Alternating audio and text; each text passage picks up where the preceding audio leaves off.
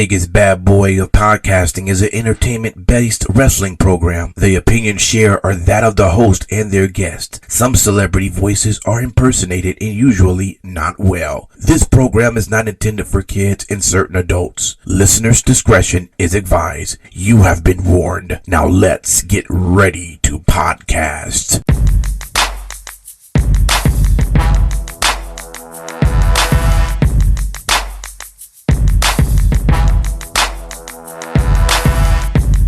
Welcome to another edition of Vegas Bad Boys of Podcasting. And I tell you what, we got Simon Street here. We have King Lucky here. No, it's the Fall King. The Fall King here. Fall King is here. Believe it or not, Matt Michaels is approaching now. Man, we can't say where Matt Michaels is here. And then Oh shit. Literally.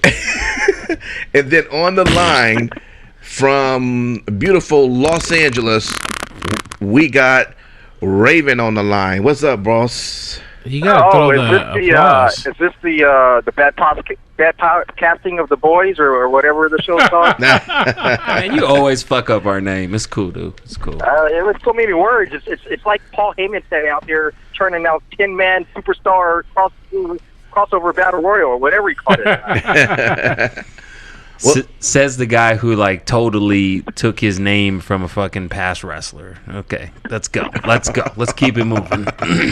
All right, look, we got Raven on the line because he hit us up and said, look, on the 3-count show that we had last week, he's got a response to that. And Simon Street, you wasn't here last week either, so you may want to respond to some of these as well. So we're going to go over the first report that we had.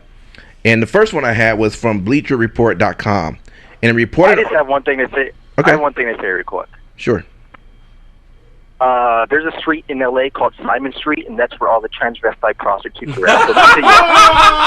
You gotta be fucking kidding me. I want a fucking picture. I want a picture. Wow. Continue on. Okay. Oh, you fucking ass. Gotcha. So BleacherReport.com reports an article that Paul Heyman and Eric Bischoff must end the PG era to save Raw and SmackDown. And the question is, do you agree? What do you think, Raven? All right, so I think what a lot of people don't realize is that the Attitude Era wasn't that long. You know, it was a very short period of time. You know, the 80s Hulkamania era was way longer, and if you want to call it the Ruthless Aggression era was way longer, and the PG era was way longer than the Attitude Era. I mean, I think just at the time, it was just a hot period. It was the only period where WCW and WWE went head to head, you know, constantly. The other eras, you know, WCW, WWE never went head to head, and then the era after that, there was no WCW to go head to head. So, you know, it wasn't really that long of a period. So, I mean, when people say, "Oh, they need to kill the PG era," like, I think people are dumb. You got to realize WWE is different from today than what it was back in the late 90s. It's now a publicly traded company, which means they have sponsors. If WWE dropped this PG stuff that they have been doing, they would have never ever gotten on Fox. You know, they would lose so many sponsors. So it's like, what do you want WWE to do? You want them to bring the Godfather out with a bunch of hoes? You know, or you want Val Venis to get his choppy pee again? Or, I mean, you want the people, even the wrestlers now don't even want to do that. You know, Val Venis says that was a part of his past. He doesn't do it anymore. When the Godfather is always back, they never put the hose with him. You know, there are no characters who portray, you know, porn stars. The whole DX, you know, Sean doesn't even say the word "suck it" anymore, you know. So it's like, what when people say they need to stop the PG, like, what do you want? Like, what's the current talent, the current roster going to do to make it non-PG? So do you do you believe that Heyman and Bischoff can be great storytellers without going beyond PG? I mean, it's going to be a challenge for them to do whatever they're doing, and I think at the end of the day, people also need to realize is that there's one person at the top. Heyman and Bischoff don't have full control of WWE. They are just people in power. I mean, realistically, Bischoff has Road Dogg's position. That position became open when Road Dogg moved down to NXT. So Bischoff's just moving into Road Dogg's position. He doesn't have full say or final say, I should say. There's the creative team, and they pitch it to Bischoff, and then Bischoff pitches it to Vince. So it's not like they're coming in and rewriting this stuff. Obviously, the past few weeks of Raw, everyone has seen Heyman's fingerprints over certain things. But I mean, really, as of today, as of this taping, of this podcast, Bischoff has not started with WWE yet. Despite what anyone wants to say, Bischoff has not started with WWE yet. So the whole middle finger with Kofi, that wasn't Bischoff at all. Bischoff hasn't. Bischoff has not started with WWE at all. Yeah, he at has. all. Bischoff's been living in a different state. He had a home, he had a family. He had to move to Stanford. Whatever his start date is, it hasn't started yet. Gotcha. I know for a fact that as of tonight's taping of this podcast, which is being taped on a Tuesday, which is the same night as SmackDown, Eric Bischoff has not started with WWE yet. Yeah, he left his house on July 11th, I think is what he said on his podcast. So he won't start. He won't start working. Which would have been. them. Yeah, that would have been a week ago. Yeah, so he won't start working until like not next even a week, week. just Yeah. a couple of days. Let me ask you a question, Simon Street, right quick. AEW apparently looks like that they're going a little bit above PG. Will then Heyman and Bischoff need to compete with that, or not really? Usually, like I said, I don't get super excited over these type of topics, but I will tell you, will it help them to have possibly more options? Well, yes, I will say that. So let's just say the way it is now with WWE, could they have more of an option if they wanted to go in a more edgier direction? That they possibly now will have that option. Do you see what I'm saying? With less constraints. That is currently what, if I can ignorantly say, AEW possibly has at their disposal. They can produce an edgier product because they have less constraints.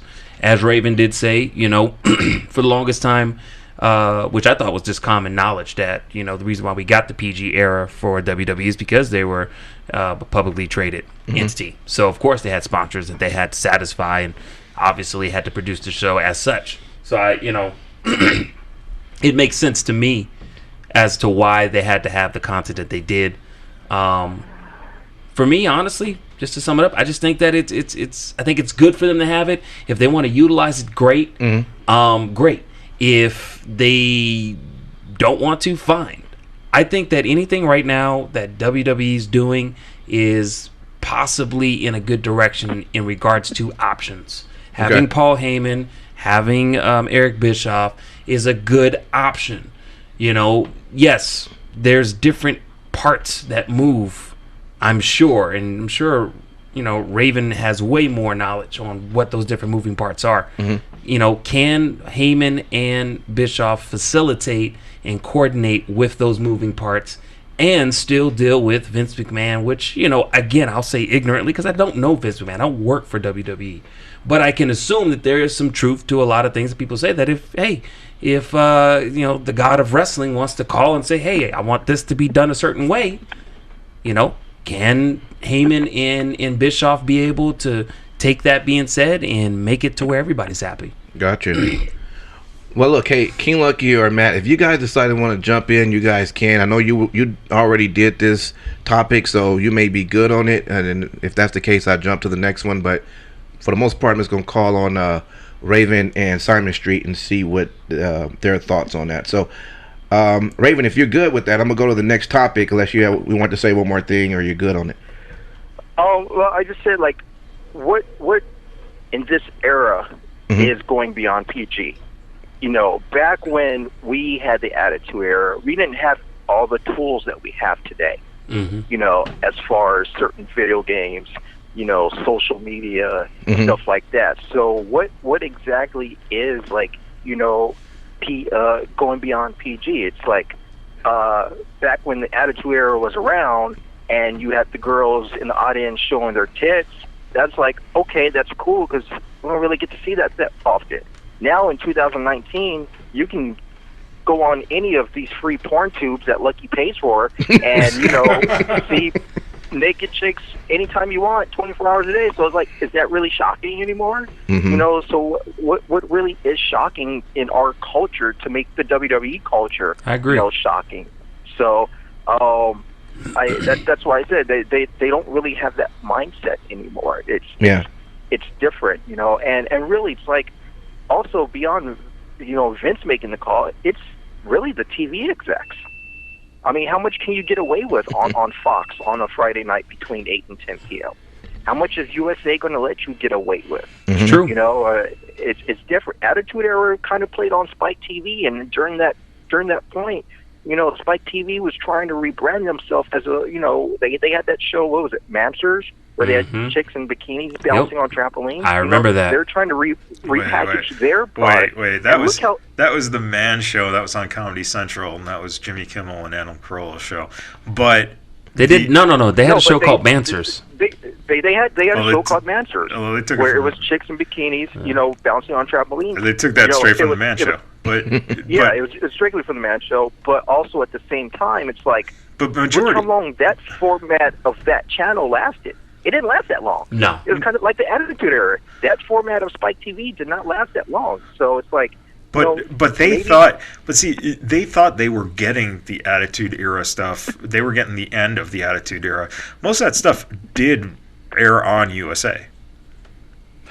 Okay.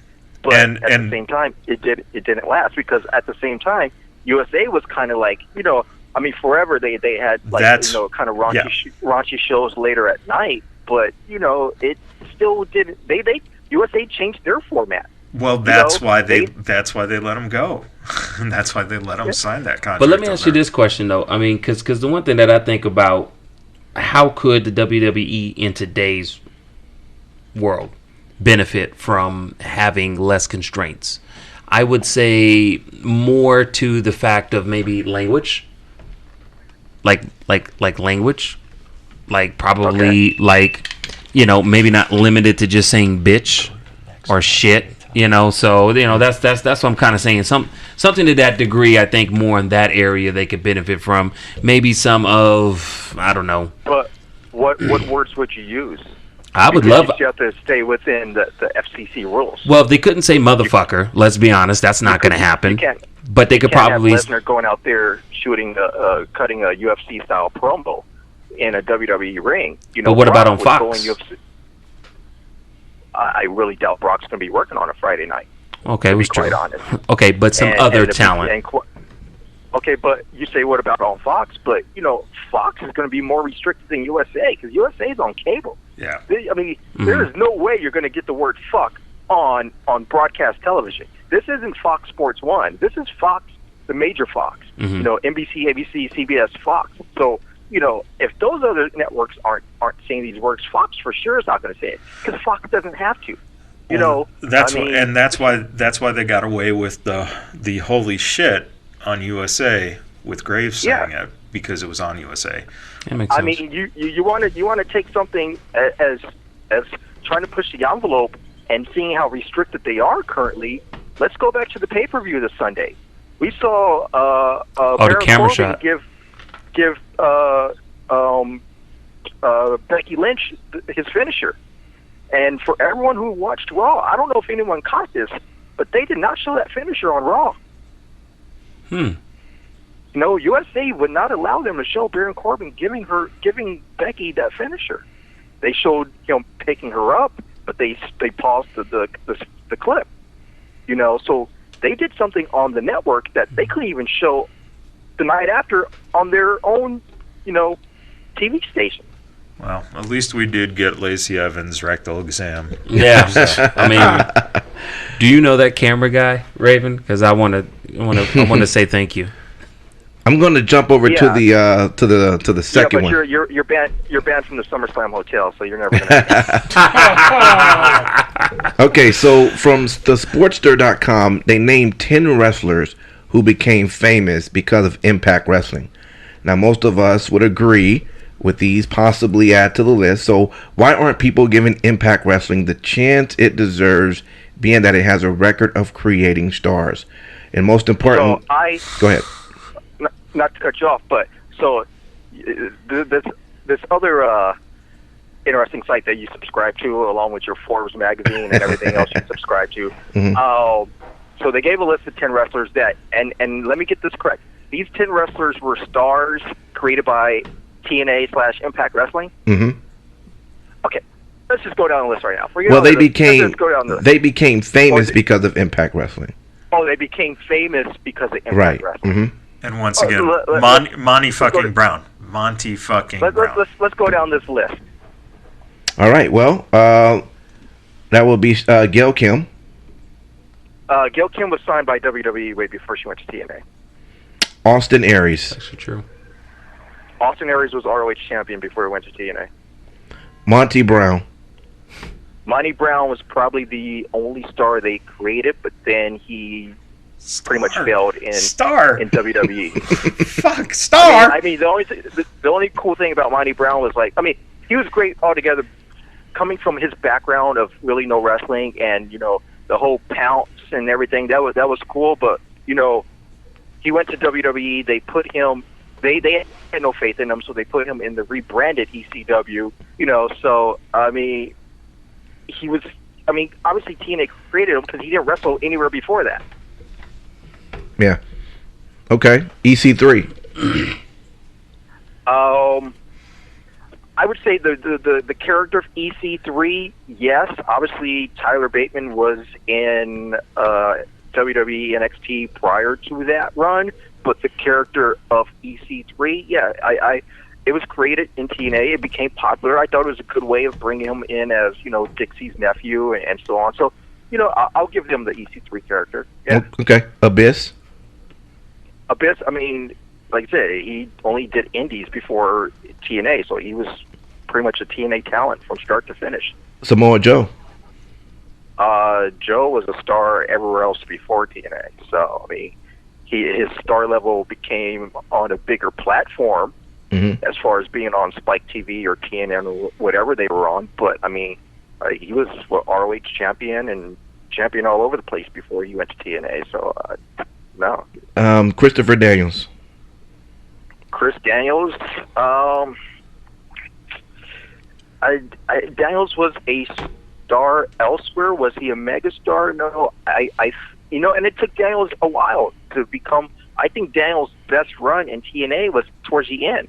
His last maybe year when he was teaming with Frankie Kazarian. I mean, prior to that, he was. I mean, no offense to him, but maybe a mid-carder at best. Yeah. But yeah, I think his great. I forgot the tag team name they used, but I'll always remember they came out dressed like Dumb and Dumber one day in those orange and blue suits, and I thought that was hilarious. Yeah. But they were a badass tag team. So Daniels, he was in ROH prior. It's one of those things where he was on a bigger network, so I think more people saw him. So Yeah. How about Bobby Roode? Yeah. I mean, Bobby Roode, pretty much homegrown talent. Started with Team Canada and went on to become Robert Roode and Beer Money and so on. So yeah, I'll give them that. Awesome Kong. Yeah. Pretty much her and Gail Kim started that women's division, or took it to the next level where WWE had to step up their women's division because of what Kong and Gail Kim were doing. The last one was AJ Styles.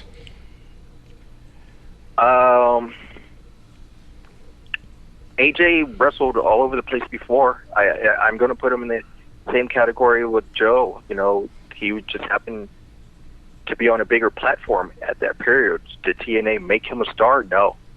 He was already a star, so he just happened to be on a bigger television platform at the time. Gotcha.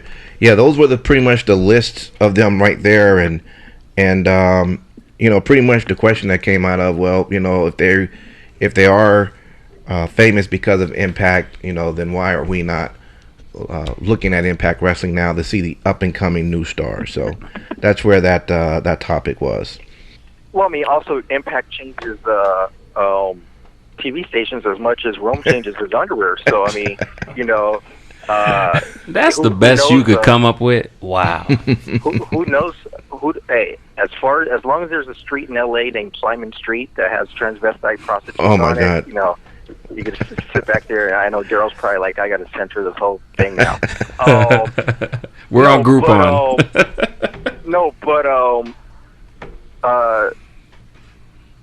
Impact. I mean, they just changed so many networks. It's hard to follow them. I hear from people that it's a great product now, but come on now. I mean,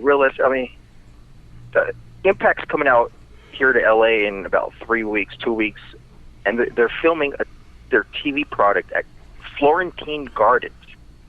I mean, for people who don't know, Florentine Gardens is a nightclub. So they're taking what was once the number 2 promotion in the country is now limited to filming their TV show in front of 200 people, if that, in a nightclub. I mean, that's pretty rough. Yeah. It's like you can't find a college to team up with and do your. I mean, NXT did. NXT teamed up with Full Sail, and look how they're doing. Yeah. You're telling me Impact can't find a college, whether it's in the U.S. or Canada, and do exactly what NXT is doing? I mean. Yeah. Well, here's the third one, and the final one here. So RingsideNews.com was, I guess they were having fun, and they created a poll, and they were asking that if AEW ran on Wednesday night during the same time that NXT came on, what would you more than likely choose? Now, this is, taking away the whole idea that, with the network you can watch them whenever you want. This is just saying that with the option of when, let's say, 7 o'clock hits and NXT comes on the network and AEW comes on a TNT, what would you turn your channel to during that time to watch? Now, according to their poll, they had during the time a little bit over, I want to say 58, close to 60% said AEW, and then 30 was NXT. Simon, I know you said earlier today it would be NXT if you had to choose, based on those perimeters. And I believe all the other guys last week said AEW. So what would you say, Raven? Again, knowing that you can watch NXT whenever you want is not the point. The idea is saying when 7 o'clock hit, where do your control hits on? Does it hit on NXT or AEW? So you're saying you want me to use the King Lucky logic of fantasy booking? There you go. And saying if they both came on at the same time, and you'd be an idiot not to say NXT. I mean, who has the deeper roster? Obviously the internet's going to vote for AEW because AEW is an internet promotion.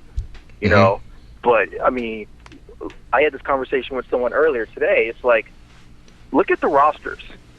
Look at AEW's roster and look at NXT's roster.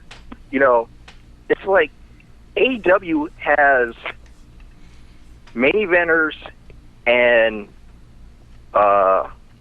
jobbers. They have no one in between. There is no who in AEW could actually be equivalent to the North American champion in NXT.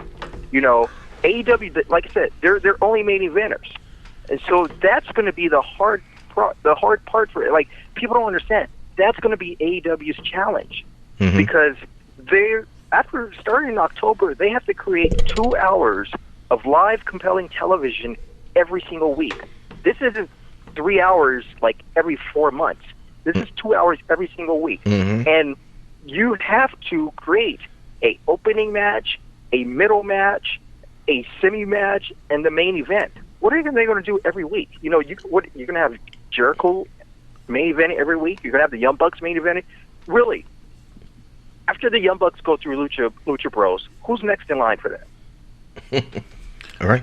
I'm serious. I'm asking questions now. Who's next in line for the Young Bucks? After Lucha Bros, I'll put it to you like this. I'm not, like I said earlier, just to give you some context of what Impact was talking about. I said pretty much I'm going to go with NXT because I know what the product entails. I know what I like. AEW as a television product, I don't know. And some of the things you brought up is some of my concerns, and I'm waiting to see what happens. But if I were to be a betting man with the way AEW is set up, I would hope that there are other great tag teams that will migrate over to AEW. Doesn't necessarily mean they have to come from a WWE standpoint. Which they're not. Well, I know. That's why I said it. But who do you have then? Oh, I mean, this is I would. This is a serious question because in a King Lucky fantasy draft, I'd love to see LAX come over and have a match with them. That would be fun to watch. That's quite possible. Even though LAX's manager did have a tryout and a very strong tryout for NXT just a couple of weeks ago. True. So I know she dropped a few names, but okay, so you have a possibility of the Young Bucks and LAX in the future. Mm-hmm. But okay, so and obviously your top guys obviously have whoever wins the title. You can always throw Omega and Jericho and Cody all in that top title picture, and you can throw, like I said, the Bucks, Lucha Brothers, and maybe LAX in the tag title picture. But who's in your lower half of the card? Who's in those 4 or 5 matches prior to those 2 or 3 main events? Well, like I said, that's going to be the number one thing that they're going to have to figure out. They're going to have to figure that out. Because they just had a event over the weekend, and I didn't see it, but I guess there was a 4 or 5, 6 way where everyone was throwing the middle finger. I'm like, how many times can you see 6 people throw the middle finger, and it doesn't get, it gets redundant. It's not shocking at that point. WWE did the middle finger 2 weeks ago, and everyone was like, holy shit, like, we just saw the middle finger. Mm-hmm. And then they told a story about it at the pay-per-view where the guy tried to break the guy's middle finger. But in one AEW match, there's like 10 middle fingers used, and it's like, how's that even shocking? No, but I'm not even telling John. I'm just being honest. Yeah, sure. The thing is, it's like, earlier today it came out that WWE invited JR to come to the Raw Reunion show next week in Tampa, and JR, politely declined to attend. And I sat up and thought about it for a while, and I'm thinking, maybe that was a smart move by JR, even though it would have been a bad move by WWE if JR did show up, because you're probably going to get the whole arena chanting AEW. But at the same time, I think it was kind of smart by JR, because JR, knowing how vindictive WWE can be, mm-hmm. they probably would have had him like set on fire or eaten slop or something, and they would have totally embarrassed the top commentator for AEW live on their TV station. Yeah, which would have really been funny. So maybe it was smart by JR not to accept that, and I think maybe he thought about that for a second. Yeah. But as far as AEW is like, stop fucking with WWE. This week's edition, they make fun of WWE on YouTube again, and it's like, why? Why WWE? Like, I can tell you that. Oh, I will answer that. You know why they keep fucking with WWE? It's real simple. Because WWE has made it apparent that they are bothered, not concerned. Bothered, maybe even annoyed. Bothered. They're not bothered at all by AEW. So at the end of the day, why? Well, I'm okay. Let me ask you this: when you walk down the street, do you worry about a bug you stepping on? No. Okay, so unless I'm in India and it's my dinner, but go ahead. No. Very good point. But it seems like there's too many instances to where, again, it could just be Smarkville. Internet boosting up and stirring the pot to make it seem that way. But it seems like WWE has made references, even on live shows, as kind of like, little jabs at AEW. If AEW is just, a little tiny insect promotion, kind of doing their own thing, it's not even going to come close to what WWE has done thus far and what they probably will do in the future. why is it such a big deal what the fuck AEW does? And by the way, we got 4 minutes of airtime left. Gotcha. Okay. Thank WWE, you. Go. WWE's only done it twice. But still, twice is And too that many was- for a that- big giant. That was Hunter getting it off his chest, and then there was the letters dropped by Sami Zayn. You know, WWE doesn't give a shit about AEW, and you know why I say that? Because against an AEW event, they took an indie promotion and put it on. WWE took an indie promotion and put it on their network to do a live event to go against AEW. They didn't take any of their main brands to put against that. And then AEW's pay-per-view in August, they're like, oh yeah, let the UK kids, you know, in NXT, you know, do a show that same day. They're not even using their American main roster talent to even battle AEW because they don't give a. But they don't care. And I agree with you, they don't care. But at the same time, what is interesting is that even with that Evolve pay-per-view, you had guys who are signed WWE talent wrestling that show, and True. you had Paul Heyman show up. So they did Well, pull out some punches. There you go. Well, at the same time, the WWE roster, the WWE talent that wrestled on that show were Evolve talent. That's why they were on that show. Yeah, but they Paul didn't have Heyman to. showed- They didn't have to use Paul any of Heyman those showed up guys. because look where the event happened Right. But what I'm saying is in the ECW arena. okay. Right? But I mean, the question. Common sense for Paul to show up. But the question is, if that show wasn't broadcast on the network, would those talents have been involved? Of course. Who were the Evolve Tag Team Champions earlier this year that never aired on WWE Network? The Street Profits. Street Profits were Evolve Tag Champs this year. That match never aired on WWE Network. So it's like, I mean, they're of course they're using NXT talent down there. You know, so it only, like I said, it only made sense because the talent they used is really realistically. Where the hell did Tozawa get a chance at the NXT title? Came out of nowhere. But, you know, he was an Evolve talent. That's why those guys were used. So yeah, WWE talent has, I mean, the next night, the same talent wrestled a non-televised Evolve show. So why now, though? You know? So why now? Why the moves now? That's the question I pose to you. Why the moves now? Why what? Why the moves now? Of like you just said, you know, Tozawa getting a, you know, NXT opportunity. I mean, you named a whole bunch of legitimate things, but why are these moves now? I mean, all I'm saying is just looking at it plain and simple. WWE's making a lot of moves. Is this because the audience or the universe wants these things, or what? But what moves are you saying? What moves are, I mean, Well, Evolve, okay. NXT talent has been around in Evolve for 2 years. Okay, I'm not just talking about the Evolve pay-per-view. Okay, what I am talking about is overall WWE. You can't sit here and tell us that you're not seeing different ways that they're being creative, or different ways that they're going with how they want to run operations, or different ways that they want to try and rotate talent. You can't sit here and tell me that. Okay, so why? They're okay. Let me rephrase it. They're fucking with AEW. They're not But scared why? or bothered. I They're hear fucking with AEW. Okay. So why fuck with AEW? AEW goes out every single fucking Monday night or Monday and releases a YouTube video where they make fun of WWE. For months, they had a character on their show, and they only showed the back of the guy. He always had a leather jacket. He always carried a sledgehammer, and everyone called him H. Okay, but at the end of the day, what's the big deal? I mean, at the end of the day, AEW is not doing anything to stop the profits of WWE. They're not doing anything that's going to make WWE pause, according to what you're saying earlier. So what's the big deal with having the little kid on the block want to be able to show you the little painting he painted? Like, hey. And we got about 60 seconds. Go. They're going out there. They're going out there and keep trying to push the WWE's buttons. All I'm saying is, why are you pushing WWE's buttons? Worry about your own fucking product first. You know, get your shit together. They can't even get the camera angle right. You know, I mean, come on now. Like, worry about that. You know, once you start pulling ratings, because 300,000 viewers on YouTube means nothing. Because you know what happens when you watch a YouTube video and it ends and the next video plays?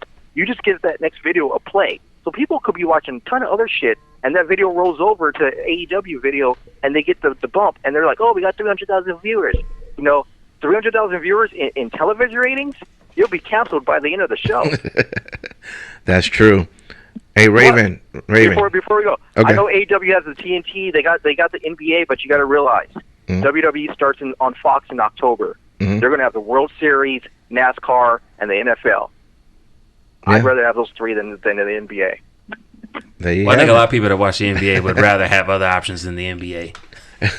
Hey, Raven, man, thanks for coming on and taking on those 3-count challenges from last week. You got everything off your chest.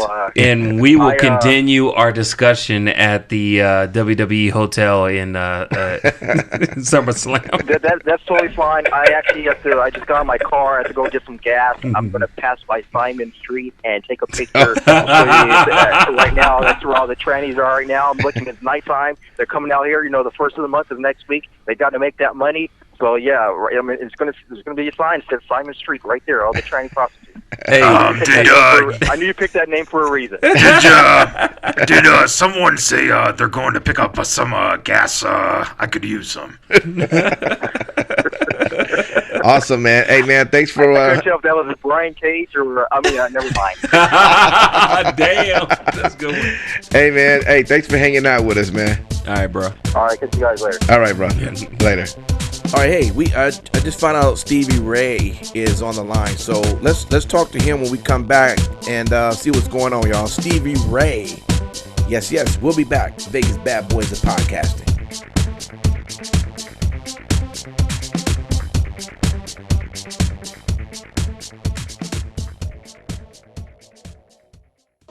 This is Ironheart Douglas James. I am a Santino Bros Wrestling alumni, and on August 17th, we are putting on Put Up or Shut Up, and every time I go out there, I show out, show up, and I put up or shut up. So check out the show on August 17th in Southgate, California. Well, hey everybody, this is Darwin Finch, just reminding you here to catch Wrestling Pro Wrestling at the Burbank Moose Lodge every third Friday of every month. Hey, what's up, everybody? It's your boy Simon Street with the Vegas Bad Boys of Podcasting. Here to let everybody know it has just been announced that FSW and Impact Wrestling will be holding another tryout on Wednesday, September 4th. This is just 2 days prior to the Impact tapings on September 5th and 6th. Again, FSW and Impact Wrestling will be holding tryouts on September 4th. That's a Wednesday, y'all. Get out there, show them what you got, and you never know. Anything could happen. Vegas Bad Boys presents our second live event show at Boulder Stations inside the Kicks Lounge. Monday, July 29th, we will have RVD and Katie Forbes. This is going to be an event to not miss. It's a free event, so everyone come out. Well, I should probably say not the kids, but everyone else, you can come out. You'll get a chance to ask questions, and most importantly, you get to listen to the Vegas Bad Boys do a live show inside the Kicks Lounge. Again, it's this Monday, the 29th of July, inside the Kicks Lounge, Boulder Station. We will be there. We want you there. See you there. Now back to Vegas Bad Boys of Podcasting.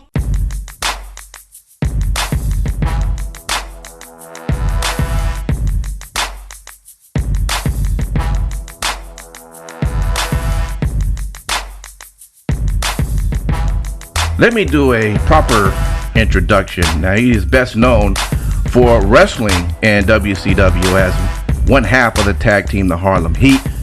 The other half happens to be his brother, Booker T, which they won the World Tag Team Championship 10 times. But we're going to talk to him about life outside of the ring. Vegas Bad Boys welcomes Stevie Ray. How's it going, guys? Good. Good. Doing well. I guess Stevie. You guys hear me okay? I'll be perfect. Perfect. Awesome. Okay, great. So I guess one of my favorite things about you and Booker both is that you grew up in Houston. I did a little production of Hair there back in 1996. Oh my God, I'm dating myself. And I got to see the town and all different aspects of the town because we did the show at the University of Houston. What would you say in terms of the community? What would you say it's been like in terms of, have things been getting better, or is there more of a economic divide going on nowadays? Because I knew, you'd turn down one street and all of a sudden you'd see, just some impoverished areas. And I grew up in Chicago, and I know Simon grew up in Louisiana, so we're very used to that. But the spirit of the people was always great in Houston. I loved that. And I just wanted to see, I haven't been back in a while, how things are going in the city. I mean, Houston is pretty much no different than any large city, fourth largest city in the United States of America, and very progressive in a lot of ways, multicultural in a lot of ways. And, when the economy is good, things are good here. You got to realize a lot of things in Houston rely on oil and gas. This is an oil and gas area. So when those things are booming, the whole city is booming. All of Texas is booming, because that is what really put Texas on the map. 100 years ago, all the oil boom and things of that nature. So it really hasn't changed any. And would you say that when you were growing up as a kid, was there still that that family feeling? Does Houston still have that typical family down home next door feeling, or is it a little more? I don't believe Houston, not to cut you off, but I don't believe Houston is no different from any other city. Okay. I don't know how long you were here to really evaluate as to what you're asking about right now, but Houston is Houston. It's no different from any other large city in the United States of America. And I've been to every large city in the United States of America multiple times. So our city is what it is. Like I said, it's multicultural. And by being multicultural, most of the cultures get along. You got Hispanic neighborhoods that are intertwined with the African American neighborhoods. That got a lot of Asian neighborhoods coming up nowadays that started back in the 70s with the Vietnam boom of people coming out of the Vietnam War and coming here as refugees and things of that nature. A lot of them resided right here in Houston, Texas, because of the port of Houston. So then on top of that, you got everything else, just like any other large city. So when you get into those criteria as to, how is Houston this or how is Houston that, it's no different than any other large city. Yeah, that's true. It's true. So I really don't know what you want me to say. No, because I don't know what you experienced. Makes sense. Couldn't possibly be what I experienced because I grew up here. Right. That makes sense. Stevie, that's just the one thing that I enjoyed speaking with you over the StarCast weekend is I enjoyed just listening to the topics that we were talking about, but most importantly, just how you just say it like it is. And I appreciate that. Some of the things that myself and Michaels were talking to you about, like, were really mind open. Even I walked away from the weekend, kind of, listening to what you were saying about, people don't take enough time to look at history and look at the full spectrum of things, and people being distracted and ignorant to a certain extent, choosing to be ignorant and looking at things going on in the background. Would you be able to kind of tell us a little bit about that? Because, like I said, I would probably do it a disservice to try and say word for word what we talked about. But if we could possibly, I can't even remember what we talked about. Well, I tell you what, I remembered a lot of it, and I appreciate you taking the time to talk to me and Michaels about it, because I remember talking to you guys. Don't get me wrong about that. I remember talking, but I talked to so many people that whole weekend. And did so much the whole weekend. I remember, but as far as subjects, topics, and things of that nature, I'm kind of. I got to realize I've been hit on the head with a lot of chairs. But that's okay. Years, man. So no, it's okay. Sometimes my memory is not as astute as I would like it to be. Sometimes, then sometimes it's right on point. Like I said, I do my podcast, Wrestling with History. And I do it with Bobby Klein, who's a history major and a school teacher. And he always goes, man, he's always fascinated by some of the things I come up with, and he asks me, and I go, I don't know. Apparently they're in my head somebody. I don't know how they got there. But, you know what I'm saying? Hey. Back in the day, a lot of people don't realize I grew up, I didn't know I was dyslexic for years. Wow. And once I realized the dyslexia and then got it taken care of, you know what I'm saying, I was pretty much out of school by then. So at that time, I used to, I felt as though I had lost a lot of time, Yeah. And I remember one of my hobbies was going to the library and reading, was something I used to have a problem with. Not so much as reading, but comprehending. Right. Because, with dyslexia, a lot of things look inverted, a lot of things look backwards, Mm-hmm. and you're trying to figure them out. And back in those days, they just said, well, he just needs a little bit more extra care, blah, blah, blah, you know what I'm saying? Yeah. Mm-hmm.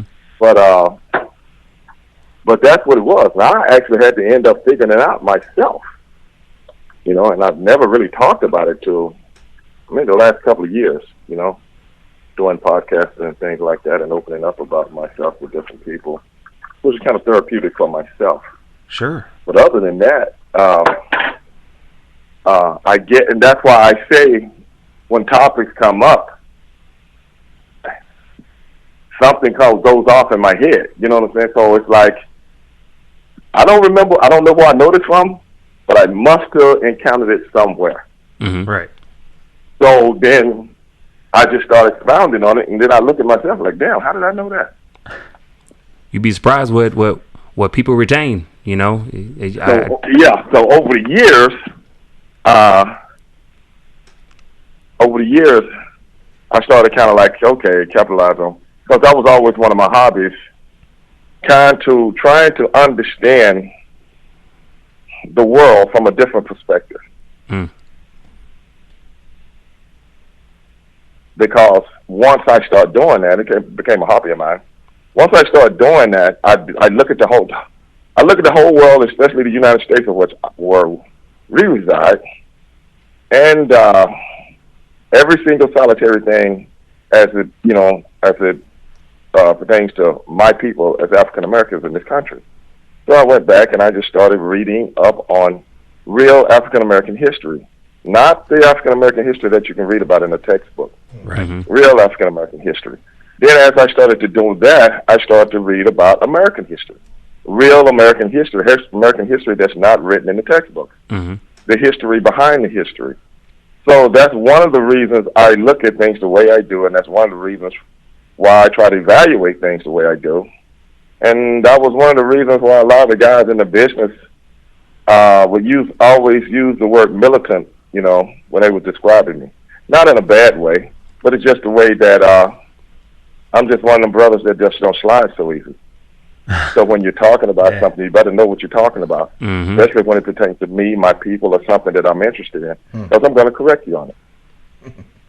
And see, that was the one thing that I kind of took from the conversation, although you don't remember the tidbits. I was actually really intently listening because even when I was walking by and you were talking to Michaels, I was hearing it, and I used the reference church because as I walked by, I heard parts of the conversation. I said, well, let me slide in and listen to what was being spoken because, I honestly feel that you only get a certain amount of opportunities to really be a part of hearing good conversation, A, and B, knowledgeable, fact-based conversation, if you're willing to listen and be open. And I felt like something was calling to me to come over and listen to you. And like I said, I'm glad that I did because, some of the things that we talked about was, pretty much your love for history, which I love history. I've always found history to be very interesting because we as human beings, no matter where we're from, we seem to repeat it quite often all the time. what would you say, Stevie, kind of in that same questioning is like, oftentimes, how do you view history and it being repeated? Do you think that's just how part of we are as humans, and that's part of our human nature? Or is that just we're being ignorant and we're choosing to be ignorant? Because a lot of people, to me, in this country, everything to me, as far as our, let's say the political stage out there that pretty much dictates everything, they want to woo you to sleep. This is just to me what I believe. Yeah. I might not be right. It's one of my theories. They woo you to sleep and make you think about this. You will never realize what's going on over here. Yeah. And if you heard the old adage that, history will always repeat itself if you don't know it. Mm-hmm. So I see a lot of that in our everyday life. If you look at how people today, when 2008, 2009, when Barack Obama was inaugurated, what was the thing on? What was the question that was going down on the news that same night? If you don't know, I'm going to tell you what the question was. The question was, is racism in this country over? Because an African-American president was being elected. Now, why was that being said? Because anybody got common back sense. Why would you ask that question on every single solitary station that night? Now, that doesn't seem contrived to you? Right. Yep.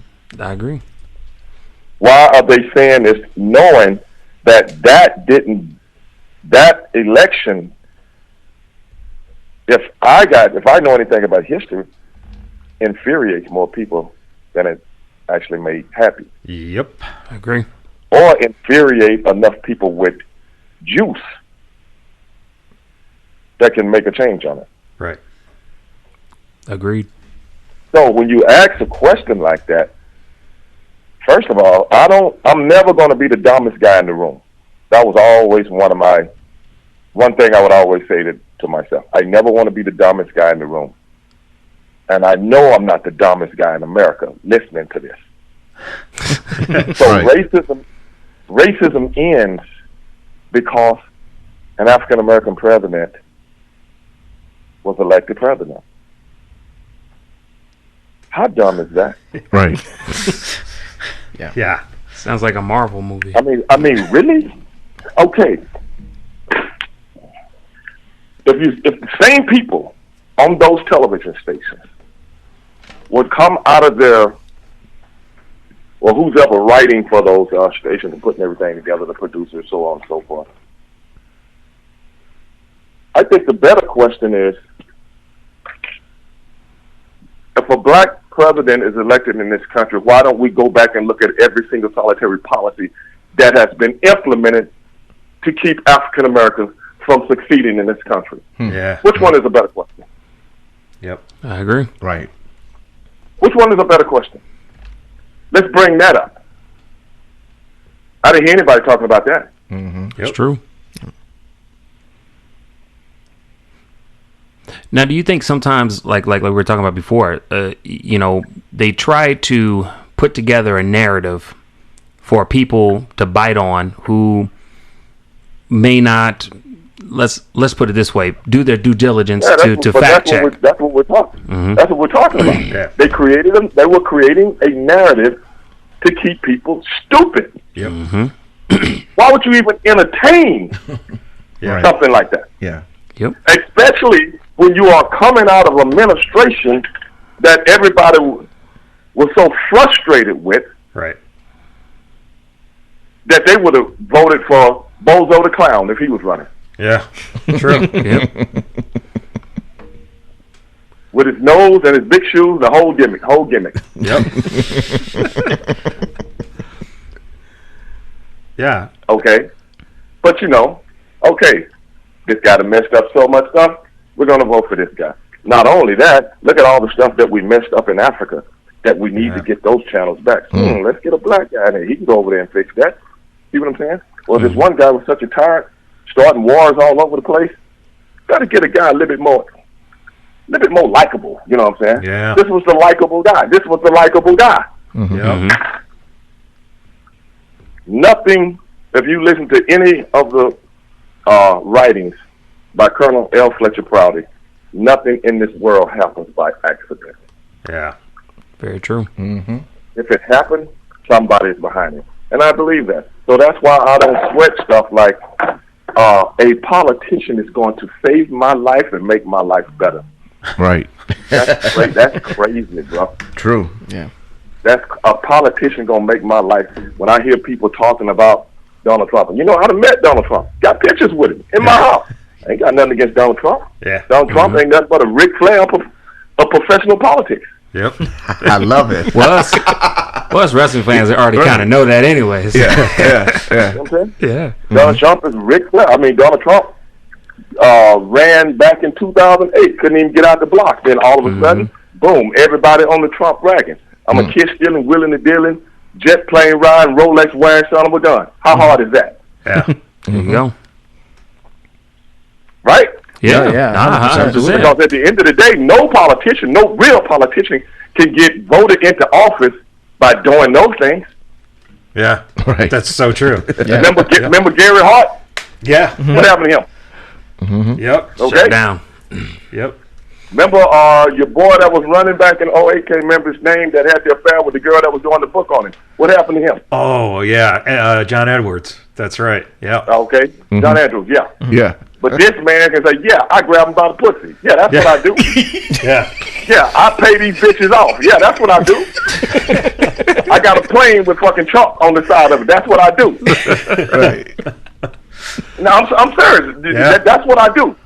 You know what I'm saying? I'm full of money, baby. That's what I do. You want some money? I'm going to make you money. That's what I do. So I'm going to make everybody get a job. That's what I do. Yeah. And you buy into that? And I'm stupid? Yeah. I'm stupid. Okay, I'll be stupid. Stevie, that brings up a good point. Do you think him being on The Apprentice for that duration of time was almost like the gateway, because people all of a sudden identified with his character and now he could just run loose? Look at what we are, brother. We're in America. What do people in this country, all you got to do is wake up, walk outside your door, and look at the world for what it really is. People get up in America, 340 million strong, and they worship a person on television before they worship Jesus Christ. You kidding me? You kidding me? Yep. So true. Idol worship. Yep. Celebrity worship. You kidding me? No, it's so true, because in fact we were talking about that when we were talking to Starcast is idol worship. It's funny because the one I brought up were the Kardashians. I'm not trying to throw shots at them, but I'm saying, like, unfortunately I know more people that know what Chloe's gonna do, what Kim's gonna do, what the other one's gonna do, before they can tell me anything profound about making not only themselves better emotionally, spiritually, mentally, or functionality. But they know what they ate for breakfast. Well, what you gonna do today? What are you gonna do to pay your bills? What are you gonna do to move forward for people to help you get where you had to be? But you could tell me what Chloe's breakup is going to entail. and just as you said, but I'm stupid. Huh? Go ahead. Now, so like I say, now what's wrong with that picture? So when you take a guy like Donald Trump, who, like I said, I ain't got nothing against. Yeah. Nothing. No president, because I know what they all are. Yeah. But at the end of the day, this man ran for president before against a Mormon. Okay? A Mormon. Remember him? Yep. 2008. What was his name? Mitt Romney. Yeah. Mitt Romney, the guy that who has made millions by putting other companies out of business. Yeah. Yeah, exactly. And you're a Mormon and you believe in magic underwear. That's so true. True that. Yep. You believe in magic underwear And more people voted for him than Donald Trump. But that was before the Rick Ford Donald Trump. Yeah. See the difference? Yeah. Right. Because, see, coming in after a black guy, we can't have a real career politician to come out and say some of these things and do some of these things. Right. Because that guy would never, ever get voted in anything ever again. But let's take a business guy. He's just an everyday guy. And I can say things like, oh, there are good people on both sides, whether you are neo-Nazi or whatever. I can get away with that because I'm not a politician. Mm-hmm. Yeah. Yeah. And he has stated that. I mean, he kind of has. Yeah. I can talk about how ugly a woman is because I'm not a politician. Yeah. Or I can say some of the most pseudo-political things known to man because I'm not a politician. I can say put crooked Hillary in jail because I'm not a politician. I can say build a wall because people are coming across bringing drugs. They're rapists. They're criminals. They're this. And people get into it. Brother, it's old as the crucifixion, man. Yeah. Mm-hmm. Just wake up. And it trips me out how some of the most intellectual individuals on God's green earth buy into this bullshit that shows your inner bigotry. Mm-hmm. Yeah. Because it was the same thing Adolf Hitler did. Yes. Yep. Some of the biggest intellectuals known to man from Germany believed in the hype because he could walk it. He could talk it like he walked it. Yep. Mm-hmm. So your intellectual prowess goes out the window because your inner bigotry overrides it. Mm-hmm. And could you imagine if a guy, I mean, bringing up Hitler, it's a very good example because we don't even grasp because, it was before a time that we had, it was black and white. It was, movies were, still fairly new. Could you imagine if that man had Twitter? Right. Can you imagine if that man hadn't had to fight wars on two different fronts? Yeah. That's the big one. That's the question. Well, that was the one thing as a kid growing up when I was so-called being taught in elementary school about Hitler. For whatever reason, I could never quite understand. So in my childlike self, I was like, so you mean to tell me this guy woke up one day, decided he was going to perform genocide, and as a child just kill everybody of one particular group? He just woke up one day and everybody's like, okay, let's do it. Mm-hmm. Like I never understood as a kid. How does that just? That's it how doesn't. history writes it, though. Exactly, but it That's doesn't. what I'm talking about. That's textbook history. Yeah, they never get into. You have to go behind the textbook history to find out everything that's the real deal. Right. Or even better. What went down in there. Or even better, like Joseph Stalin. Yeah. The story of Joseph Stalin. You know what's so funny is Joseph Stalin wasn't even really the first pick. He was the second option from what I was reading in a book. He was a second option that they just went with because the one guy that was supposed to take over was more built to take his position. He was an old, frail guy, and it was just crazy. I'm learning. Actually, the guy Stalin had gotten next to the guy you're talking about, which is Lenin. Thank you. Right. Yeah. Lenin had a couple of strokes and was, Lenin had been exiled many times when the Bolsheviks was trying to come in and do what they do. He finally got in, and that group of cohorts of Russians actually started to back him. And he was going to come to power. He was the guy, the Russian. But like you said, Lenin became like his second. Mm-hmm. And once he got sick, Lenin's like, hey, that's my opportunity. Well, Leon Trotsky was the other guy, but Leon That's Trotsky what I was talking about. Yeah. They never looked at him like, man, you ain't been with us. You kind of been with us, but not with us. You see what I'm saying? Mm-hmm. So the Bolsheviks and everybody's like, okay, we're going to choose Stalin as our man because Leon Trotsky was the real intellectual. Yeah, that's what I was trying. I couldn't think of the name. And Lenin came up together. Mm-hmm. Yeah. So, hey, man, that's how stuff works, bro. Yeah, it's crazy. It's crazy. That's how stuff works. And that Russian Revolution kind of respected stalling more because the guy had been arrested like several times, and he kept breaking out of jail. Mm-hmm. This dude a real G, dog. Right. They talk about Chapo. Talk about him. Yeah, this dude a real G, bro. I mean, come on, man.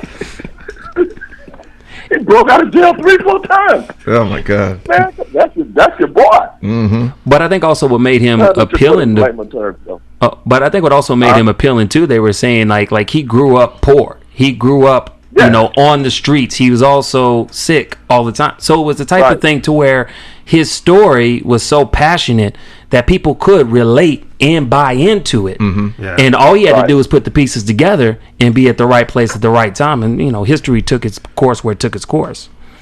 Hey, that's how it happens sometimes, man. Well, That's how it happens sometimes.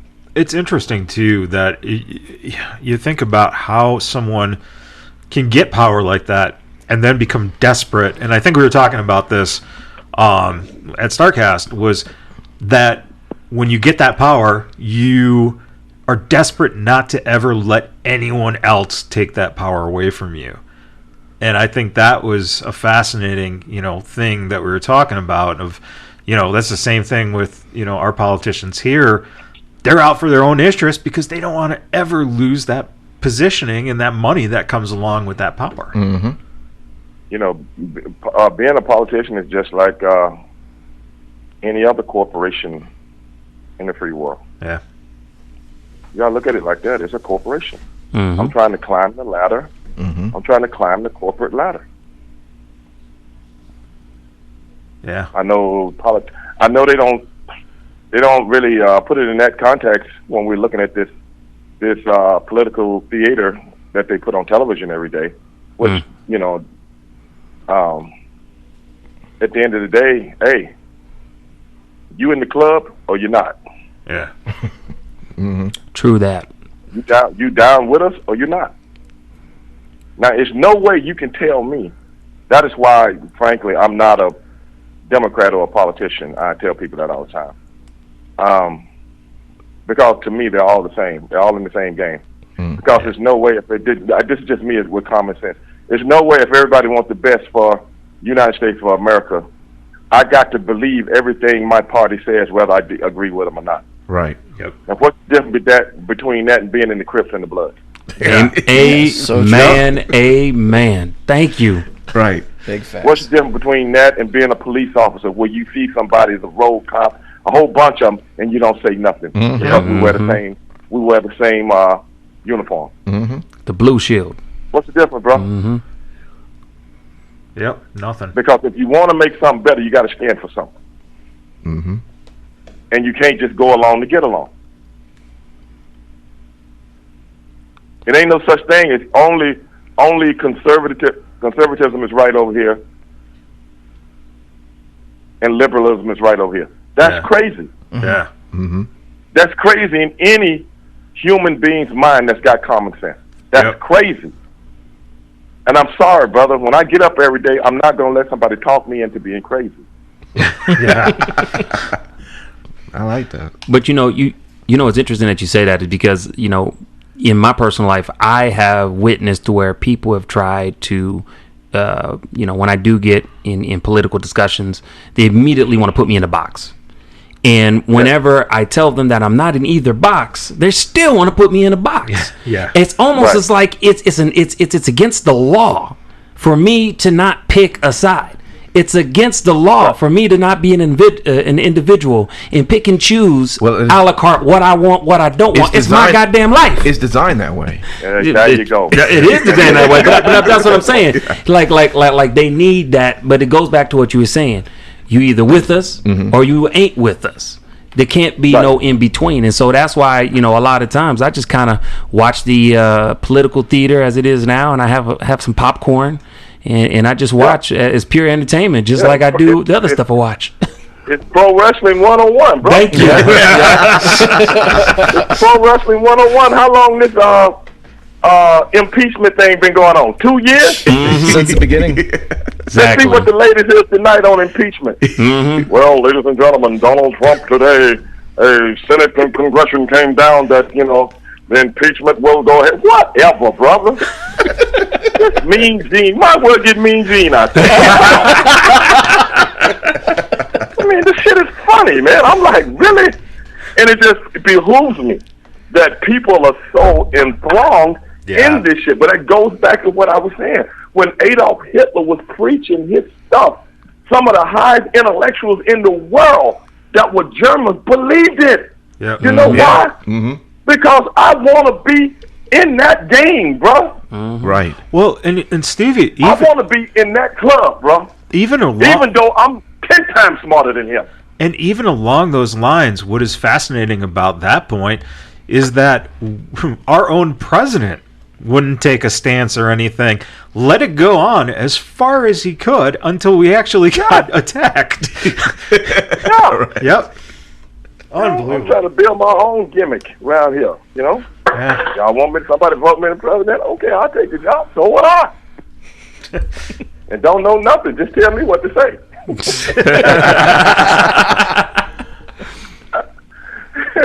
I think they made a movie a long time ago. Like it is, bro. That's why I don't get mad. You know what I'm saying? I don't get mad at politics. Yeah. You see people getting upset on both sides. This person said this person said that. Oh, this brother, somebody else. Just like pro wrestling. Mm-hmm. Did you write the show, or do you just perform on the show? Right. See the difference? Mm-hmm. Who's writing the show?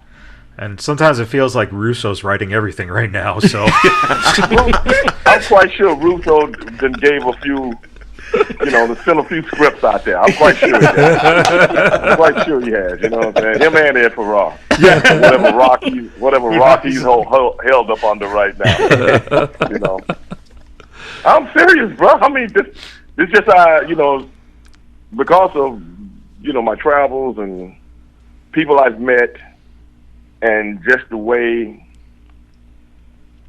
the way of looking at things and reading real history, it's no way. I'm like, brother, it's too easy. When something looks too easy, somebody's behind it. Mm-hmm. Or if something goes down, let's say something goes down, like John F. Kennedy being murdered by a lone nut. Right. Martin Luther King being murdered by a guy who ain't never killed nobody before, but I'm gonna kill you. Yeah. Okay. Yeah. Robert F. Kennedy, Malcolm X. Yeah. 9/11. Yep. Mm-hmm. Come on, man. This is the Gulf War. Yeah. Yeah. Something's wrong, man. Something's wrong. How can airplanes run into buildings with kerosene and the building turns to dust? Okay. Mm-hmm. Never been done before. Okay. Okay, how can an airplane crash into Shanksville, Pennsylvania, and nobody even see the airplane? It's gone, no wreckage, no nothing. Same thing with the Pentagon. Under the ground. Right. Okay, okay. Mm-hmm. How can an airplane hit the Pentagon and nobody got any pictures of it? Exactly. Oh, yeah, but I saw it. Yeah. Mm-hmm. Oh, you saw it? Oh, okay. Well, I'm sorry, bro. I got a problem with that. Mm-hmm. Yeah. Yep. I got a problem with stuff that's too that's never happened before, but then people, our government tell it to us like, that can happen. Just believe me. Yeah. Well, actually, isn't that the same thing a charlatan says when he's preaching to you? Yeah, definitely. That actually has some ties back here to Vegas because the 10-1 shooting, obviously the one of the biggest massacres, gun-related massacres in our country's history, and they still have no answers for it. None. Oh yeah, and it happened the same day O.J. Simpson was getting out of jail. What about that? Yeah. Wow. Yeah. Just happened to have a lot of media in town that day. What about that? Yeah. Well, and again, I think that's the big thing that we're touching on. No. I think that's the big thing that we're touching on is I think oftentimes I'm noticing, and I have to shut my brain off because it just becomes a very unfortunate situation. I see people want to be spoon-fed. They want to be fed what to think. They want to be fed what to wear, who to like, who they don't like, and and I find it very difficult in the beginning to even conversate with these people. But now it's to the point to where I just sit back and I watch it. But I know I have the power. If I don't want to listen to them, I could just walk away and go do something else. It's just very, very interesting. But one subject I'll break into and see where it goes and what you think. A lot of times I hear a lot of people talk about the millennials and how the millennials are not really engaged and whatnot. But here's one thing I thought about the other day is the one thing I do like about the millennials, other than, their sense of style, and that's a joke. But I like the fact that they're able to take conventional things that these people are saying, well, this is the rule. You need to do A, B, C, and D. And they go and flip that sumbitch on their head, and they do what they want to do. They create what they want to do. Is that something that you kind of see, kind of what we're talking about, people who maybe are not trying to be force-fed so much, but they just want to do what they want to do? Do you think that's something that might be helpful in trying to break some of this diffusion that we've been dealing with? I think it is, in a general sense. And I think slowly but surely, this brainwashing, the word nobody wants to use anymore, that was a word when I was a kid. Mm-hmm. This brainwashing, Yep. Slowly but surely, they're going to see it for what it is. It can only go for so long. Mm-hmm. Before the powers that be come up with a new way to control people. So if you keep people dumb, and like I say, worshiping dumb shit, how can they give a damn about what's really going on? True. It's not their fault. It's not their fault. It's never the masses' fault. If you read anything about history, they always take advantage of the disenfranchised. Yeah. Yep. Always. It's old as the crucifixion, bro. Yeah. Why do you think Pontius Pilate killed Jesus Christ? Because he was bringing the word. Mm-hmm. Yep. And the word is a threat to me. Yeah. Absolutely. Absolutely. And that when you break things, go ahead. Oh, I was gonna say you make a very good point there, and I think that again, what's interesting is going all the way back, in time, and time again, we see that for instance, like a Joan of Arc is another one. Mm-hmm. When these people come up and they become a threat, and then the fear takes over. Then it's like, yeah, we'll crucify him, we'll burn him at the stake, we'll do everything. Yeah, There you go, bro. Well, it's even what the Roman Empire did. I just named JFK. Yep. I just named RFK. Yep. Martin Luther King. Yep. Malcolm X. Yep. These people made people think, and they stood on the other side of the pirates. Yeah. You got to realize, politicians are nothing but pirates.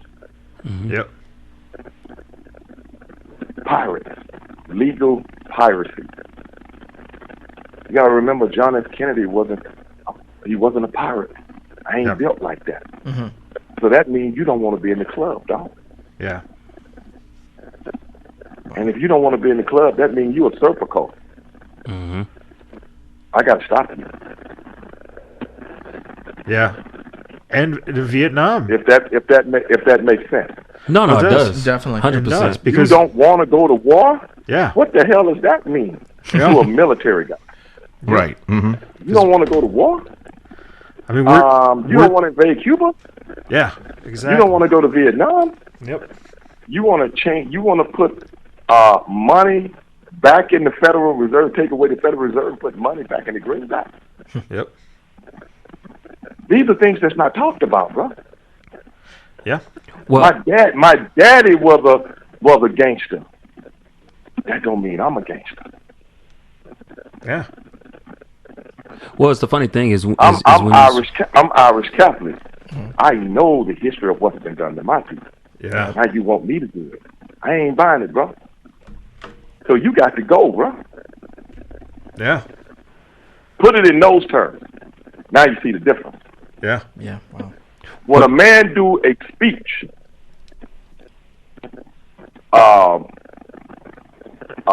Dwight D. Eisenhower, before he left office, he did a speech about the military-industrial complex. Why would he do that?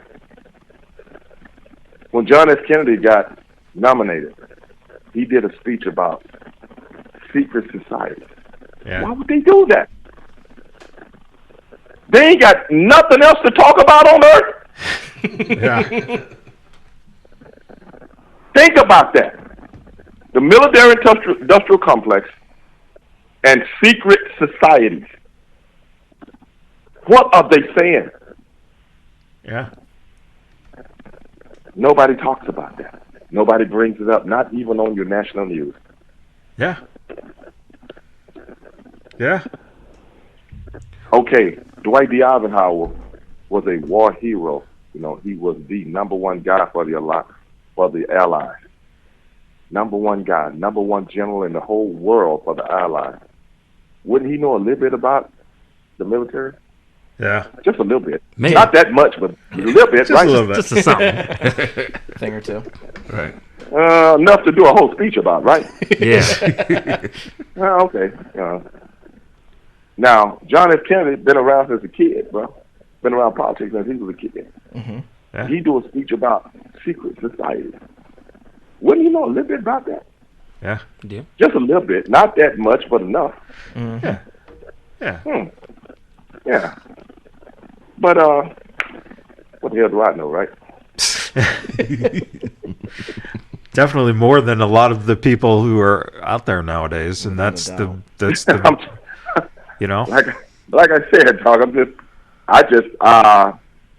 I've listened to both of those speeches, and I know exactly what both of them are talking about. Yeah. But it trips me out that you can hear Martin Luther King's speech about "I have a dream" on everything, but you can't hear John F. Kennedy's speech about secret societies. Right. What's wrong with that picture? Because they pick and choose what they want you to listen to. Exactly, bro. Yeah, exactly. Yeah. Yep. But the Yeah. but the thing that it doesn't even boggle my mind anymore. But I just take it as is what it is. You're talking about how, certain things are presented, and you said like with John F. Kennedy, you don't want to go to war.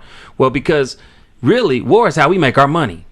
I'll say Exactly. it. I'll say it. Oh, That's how America make money. We go to war. So when you take to me, it's That's like my point. it's like you taking money off the table. Hold on one second. What's wrong with you? We got money on the table. This is how we've done since our country has been born. This is how we make money. You gonna tell me you got something different for us to do? Yeah. You talking? Okay, and how does that tie into Dwight D. Eisenhower? You see what I'm saying? Yeah. And Eisenhower, exactly. That's always been Got it one tied of together. Yep. That is what Dwight D. Eisenhower was talking about, bro. Mm-hmm. Yep. Exactly. And it's been buried for years and years and years and years, and that's the thing. In fact, the funniest thing about it too, thinking about, I grew up, I was in grade school in the 80s. And you learned a little bit about Kennedy. You learned a little bit about Roosevelt. You learned a little bit about Reagan because he was the modern president. And you knew a little bit about Carter and a little bit about Nixon. Not really too much about LBJ, let's say. But the one I know a lot about LBJ. Well, yeah. I won't go into it. Yeah. Which I won't go into it, though, but I'm just saying. Yeah. I mean, there's a lot to go into there. But what's fascinating to me is what you said. Eisenhower, war hero, one of the smartest military men ever, and yet we didn't learn jack shit at all about Eisenhower. All the way through college, I can say that we never had a chapter, even a chapter in a history book about Eisenhower. And that Man was president for 8 years. Mm-hmm. Mm-hmm. Yep. And nothing. And that's and you have to do the research yourself. You have to learn. You know more about Truman. Yeah. Mm-hmm. You know more about Truman than Eisenhower, because Truman dropped the bomb on Japan. Exactly. Yep. Shit, we know more about. And Truman is the only president that didn't go to college. But you but you drop a bomb. Right. Now what's wrong with that? Yeah. Seriously. Now what's wrong with that picture, bro? And the man who comes after him warns about continuous use of those types of bombs, and nothing. Fuck. We know more about Truman Capote than Eisenhower. Fuck. It's crazy, man. I'm just saying, this conversation that we're having tonight, man, it's just the conversation that nobody wants to have. That's true. You really have to pay. So, you know, I go to certain people, I've gone over the years to certain people lectures that come here in town. And somebody, every time I've ever went to one, somebody always recognized me. You know what I'm saying? And I'd be like, God damn. Because,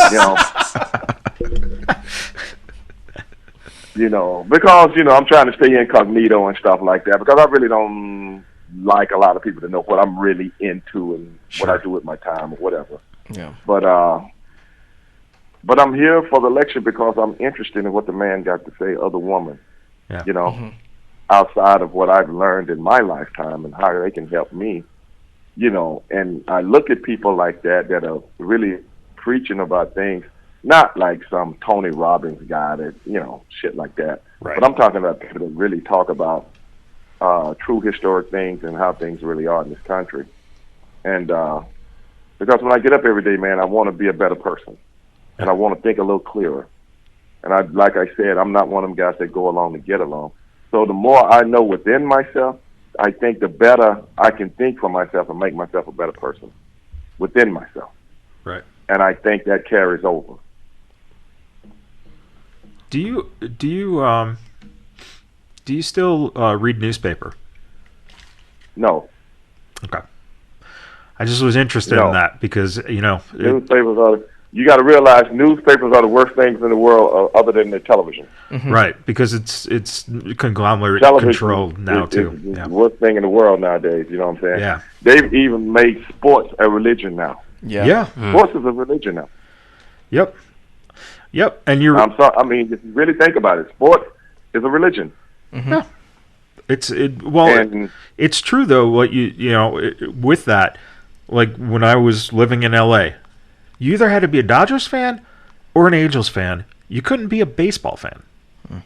Right.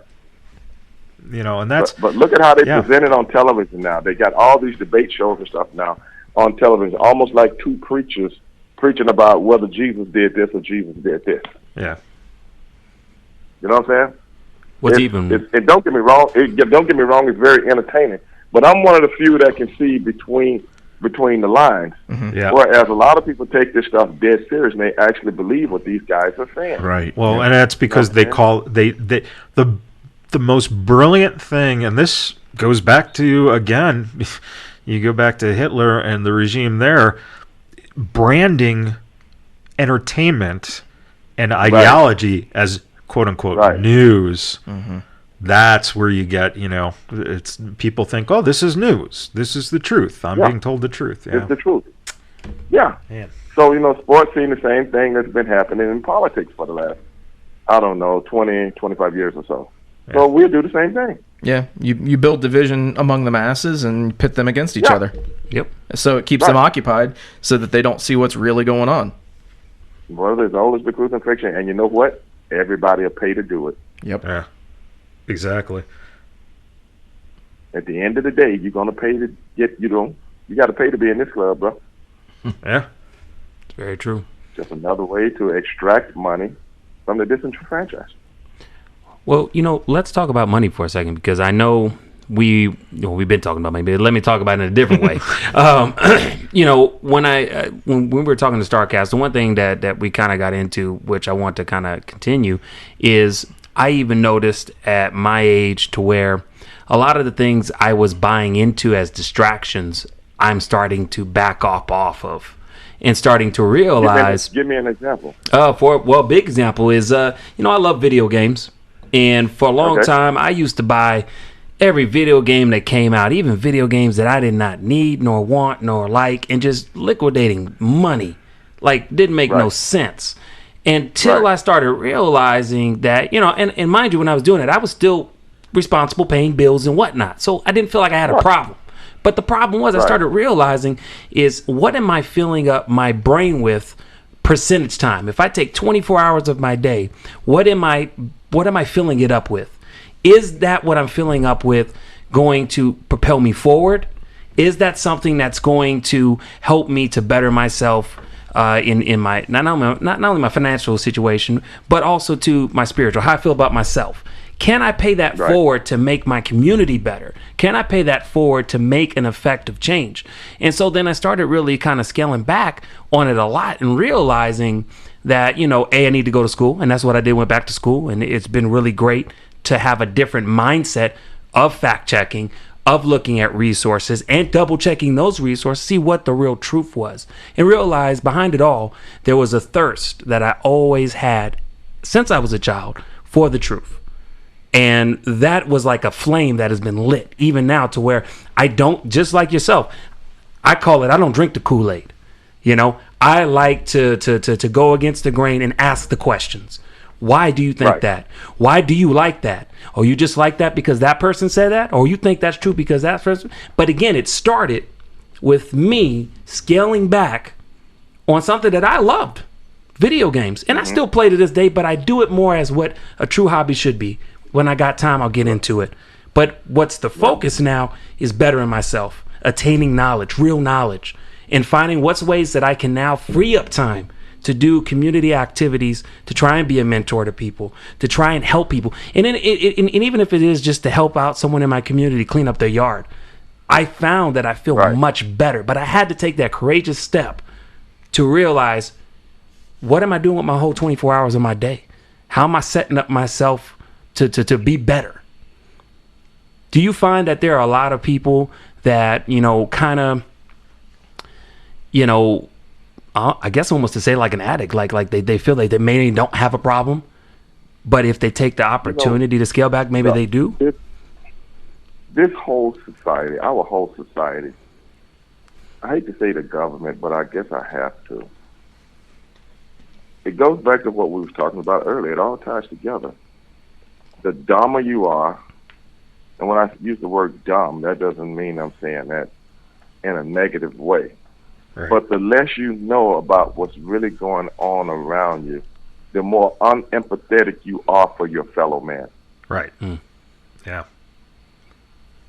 And if you are not empathetic for your fellow man, you will always be a me person. Yeah. And a me person does not give a damn about what's crumbling around him as long as it don't crumble on me. Yeah. Yeah. Yeah. Especially when you have to, you know, get the newest iPhone or get the, you know, the latest car. Yeah. Because that's what's important to you. Yep. If I keep you worshiping, it's just like hip hop. Hip hop was one of the most exciting things that ever happened to young America. Yep. Until corporate America took it over. Mm-hmm. Once corporate America took it over, it became the most detrimental thing to African American kids. And then they went and they killed Biggie and they too Pac. brainwashed to know it. Yeah, and then they killed Biggie and Pac, and well, all that, you know, the legacy goes on and on. The story starts and the story's still going on. Yeah. But it's so many different layers to you. But what I'm saying, what reason I'm using that as a metaphor, is because how the hip hop community used to look at each other and work with each other and push each other, and then it got to how, fuck you, I need this, fuck you, I'm doing this, fuck this bitch, suck my dick, blah blah blah. You see the difference? Yeah. Mm-hmm. Because when you look at the history of hip hop really actually did unify communities together.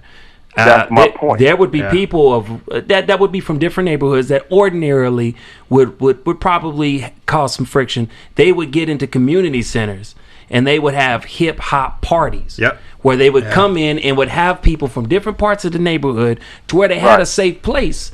And then you're right, you know, corporate America took it over. They found out they could make some money off it, and slowly but surely. And not only could they just make money off it, I can destroy a community at the I was just about to say that. Just about to say that. Yep. They used that to make a stereotype that people bought in to think that we are all that way when we are not. Yep. That we are not all that. People make choices. And people, once you if you take a pack of dogs in a backyard and don't feed them for a week, and after a week's time, you throw a slab of steak in the middle of them, they will kill each other to get to that meat. Mm-hmm. that is the same way they used hip hop. Yep. If you want to get out of your you want to get out of your misery in your community, you got to say this and you got to be this way. Yeah. Because he will kill to get out of that situation. Yeah. Look what they did to the one animal on earth that's been studied more than any animal in the history of mankind is man. Yep. Yeah. Yeah. Look what they did to the Panthers. By flooding the neighborhood with drugs, man. Mm-hmm. Yeah. Man. I mean, drugs. To act as though 11 to 12% of a nation consumes the most drugs. If you got common sense, how stupid is that? Yeah. But if you don't have common sense and you listen to the media and you listen to the news and you listen to all these different reports that put out every day, you will believe it 100%, knowing that you are one of the ones that consume drugs on a daily basis. Yeah. Yeah. Yeah. Damn. It can convince a junkie that's from a prominent family that this don't go down with us like it goes on with them. Yep. Because the human mind, once you get that, you're done. And that's why I say again, if you look at the majority in this country, you go to any big time Division I college, you will find more drugs than a whole neighborhood. Yeah, you're lying there. Right. Okay? But that's not how they put it on television, is it? Nope. Of course not. Not at all. Oh, we made the biggest marijuana bust, of this year, blah, blah, blah. Really? I mean, come on, dog.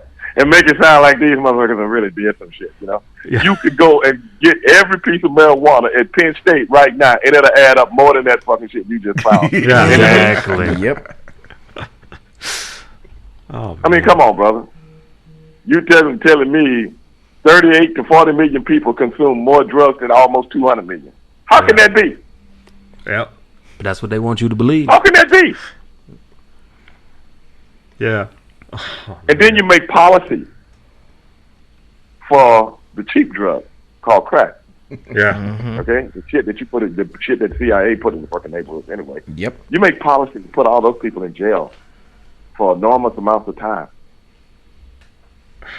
as if that stuff is more dangerous than powder cocaine. Do you know it isn't? Mm-mm. But the way it's presented on TV is way more dangerous. You see the difference? Yep. Yeah. Yeah. Especially those of us who were little kids when Nancy Reagan did the whole just say no crap. Right. And no, I'm not saying nothing was wrong with that policy. Right. But you know what I'm saying? I'm not saying nothing wrong with that, but I'm just saying. But the way it was, how the media made crack seem like it was the most dangerous thing on earth. right. Now you ask me, you go to all the facilities in the United States of America that are out there trying to help people with addiction. I want you to tell me how many people in there for heroin, recreational pills, Yeah. cocaine, and ask me how many people in there for crack. Yep. Not that many. Yep. Don't get me wrong. I'm not advocating crack as anything, a righteous drug. I'm not advocating that at all. I'm just talking about how the media can make anything. They can make Kool-Aid Yeah. Yeah. the most dangerous thing in the world. Yeah. Well, it is being If they put it out there and put a Kool-Aid campaign on it. right. And you would actually think it is the most dangerous thing since, who knows what, dynamite. Yeah. But that's it. And people will believe it. But that's a very, that's a great thing to kind of pivot, because Kool-Aid in itself is a great example of something that is another problem, and it's the malnutrition that we're getting. Right. Learning as kids, because things are so much easier for parents just to make that quick pitcher of Kool-Aid, get that McDonald's hamburger, this convenience when you have to work 3 jobs to make a living. And so now, as kids, you're growing up in front of your device, eating crap food with parents who aren't around. That's not a good formula. Yeah, not at all. Man. But it was like you said, not at all. Finding different ways to keep them dumber, keep using smoke and mirrors, and so that way they don't they don't stay engaged. They don't try to be inquisitive and do due diligence to try and go out there and find out what the real truth is. Yeah, right. They want to get it spoon fed. And I think that's where that is the one thing. Well, you got to realize, man. Before any revolution, everybody has to come together. Yep. Amen. That is why the Vietnam War, that so many people back in the late 60s and early 70s came out in droves. A lot of those kids lost their lives, like at Kent State University and other places, lost their lives because they protested the Vietnam War. Yeah. Which was nothing but a proxy war within itself. It wasn't even a real war. Yep. It was more of, military policing. Yep. Mm-hmm. But be that as it may, 58,000 Americans died for a place most people in this country didn't even know where it was. Yep. Exactly. Yep. But look at all the people that protested that on a daily basis. Yeah. That brought the country together. Yep. And I'm going to tell you right now, it brought the country together way more than 9/11, in my opinion. Yeah. Yeah. Well, because it went on for so long. And back in those days, people that reported on the war and wrote columns on the war, they were there. Exactly. They were real newspaper people. Real magazine people, not these state-ran people that we see today. Like when you say, do you read the newspaper? I don't read anything that's got the government behind it and believe it. Right. Mm-hmm. Well, and back in that... Because those people showed the world what was really happening over here. Right. And back in... Is it worth it to our country, or is it right? And a guy like Cronkite could go over there and then come back and give you such an impactful thing that the popularity of the war, all of a sudden, people got it. And they realized, oh, shit, this isn't what we've been told. That was real news. Mm-hmm. Yep. And now you don't have anyone like that. Yeah, you don't have anyone out there. Because anybody that goes over there, I mean, when you get back, okay, I can't even write a real column unless it's okay by the CIA. Mm-hmm. Yeah. Yeah. Okay, Bernstein and Woodward that brought down Nixon. Yep. Bernstein and Woodward today would get their heads blown off. Yep. Yeah. Yeah. Really?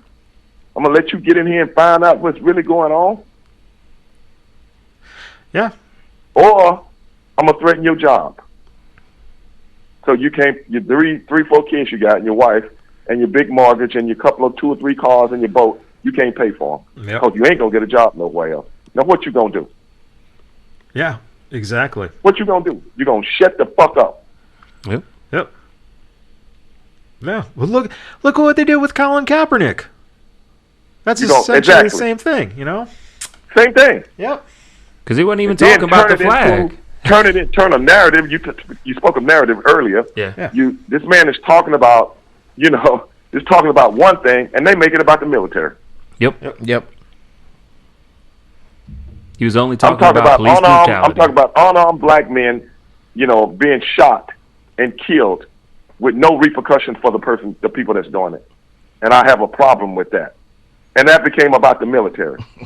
The very military that everybody, like I was just talking about Vietnam, when people came home, they were drafted, not free to go to the military like people are today. They were drafted back in those days. And I got to go fight in an unjust war in a world I don't even know anything about, that is not, can't really win the war anyway, because the war is not winnable, because we never declared war. Right. Right.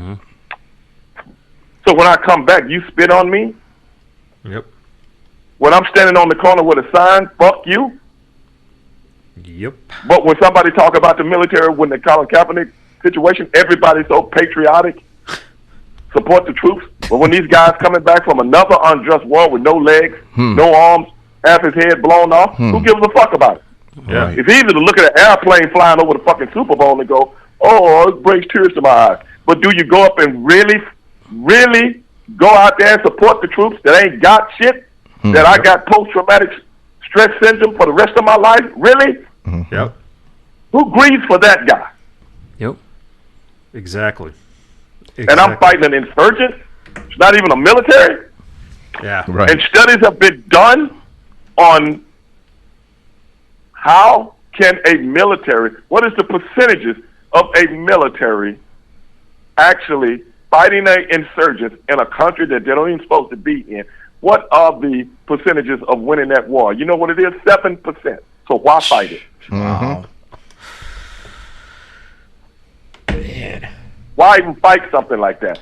That's just like fighting Godzilla. You're going to lose. And every country that went up against So Afghanistan has Godzilla lost. is my fucking move. You're going to fucking lose. Yeah. King Kong, all you bitches. Yeah. I'm whooping everybody's ass. I'm like Hogan. I got creative control.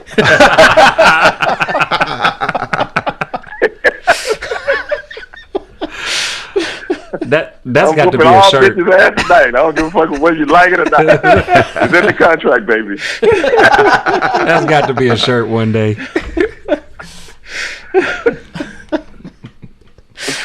I'm just telling it like it is, brother. I just tell it like it is, bro. Yeah, That's all I do. Yeah, and that's why we appreciate you. And this is a good time, nice transition to definitely say, if anyone who's listening to us has never listened to your podcasts, I got to say, you're missing out, because I think you do one hell of a job in conveying things that, other podcasts, it's just, people just talking about their memories and whatever, but you're real. Yeah, and there's nothing wrong with that, but it just gets boring after a while, bro. Yeah. You know what I'm saying? Yeah. And that's what I tell guys, man. It's, you can talk about wrestling till the cows come home, and there's nothing wrong with that. But how many times can you tell the same damn story, bro? Yeah. Well, apparently, You know what I'm saying? sometimes it can be for 83 straight weeks. Yeah. Well, easy. I know. I just got isolated from Eric's world. Oh, There you go. And I'm not a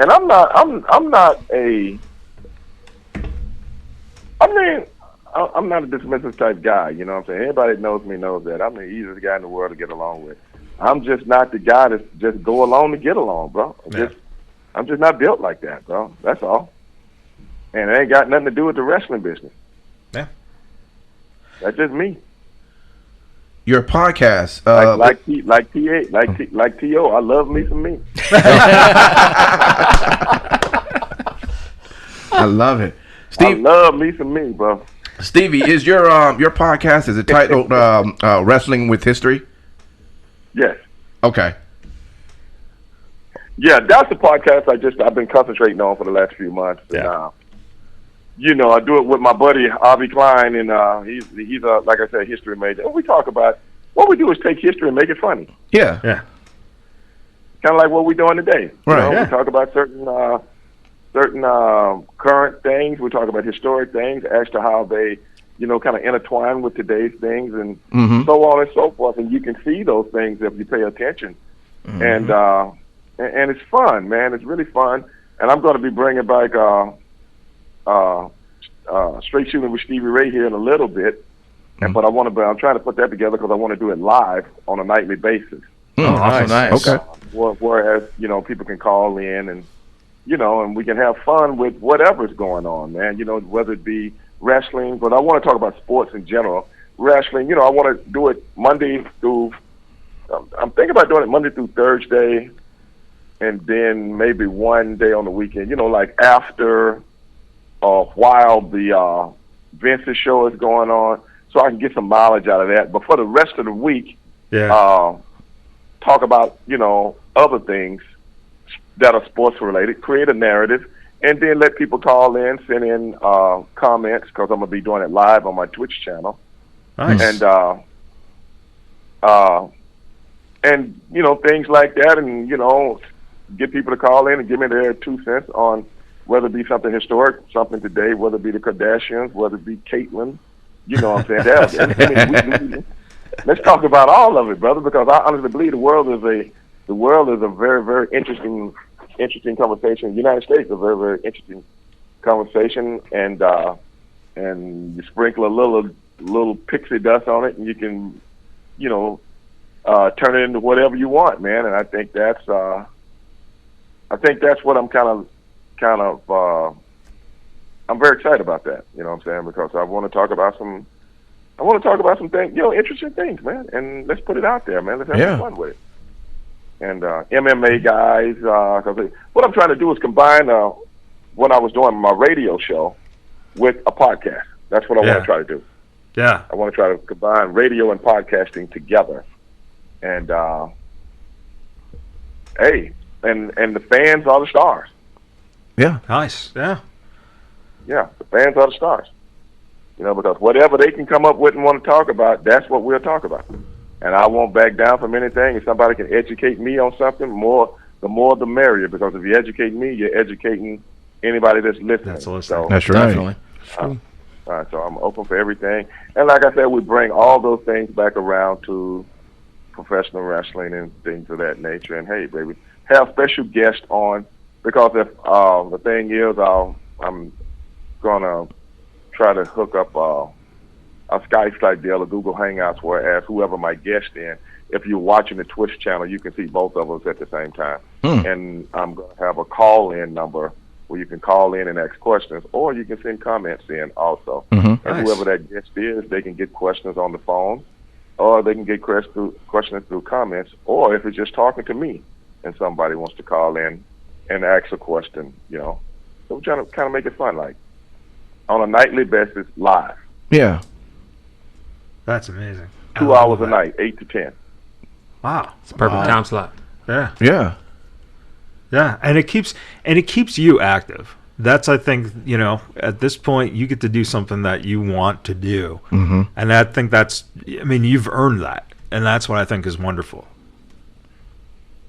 Well, yeah, man, because I'm like I've always told people that always talk to me about podcasts, but I've got more to give than professional wrestling. Yeah. Mm-hmm. Yep.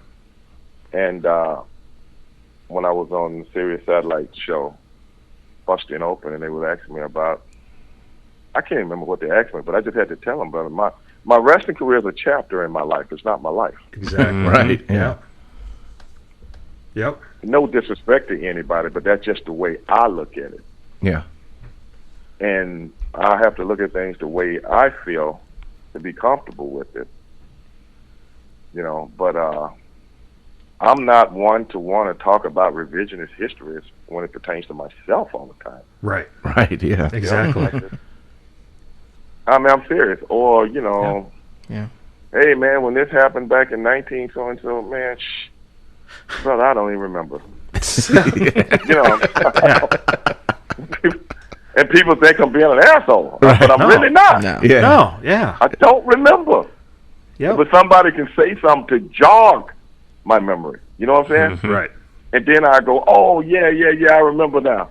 But at the point in time, man, I don't remember. You know more about my career than I do. Mm-hmm. Yep. Man, I just went to work and trying to get the fuck out of there with my sanity. Right.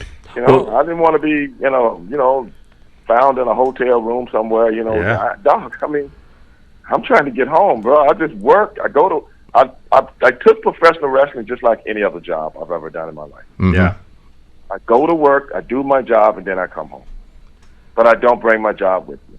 Mm-hmm. Right. I didn't like talking to other wrestlers outside of when I was on the job. Yeah.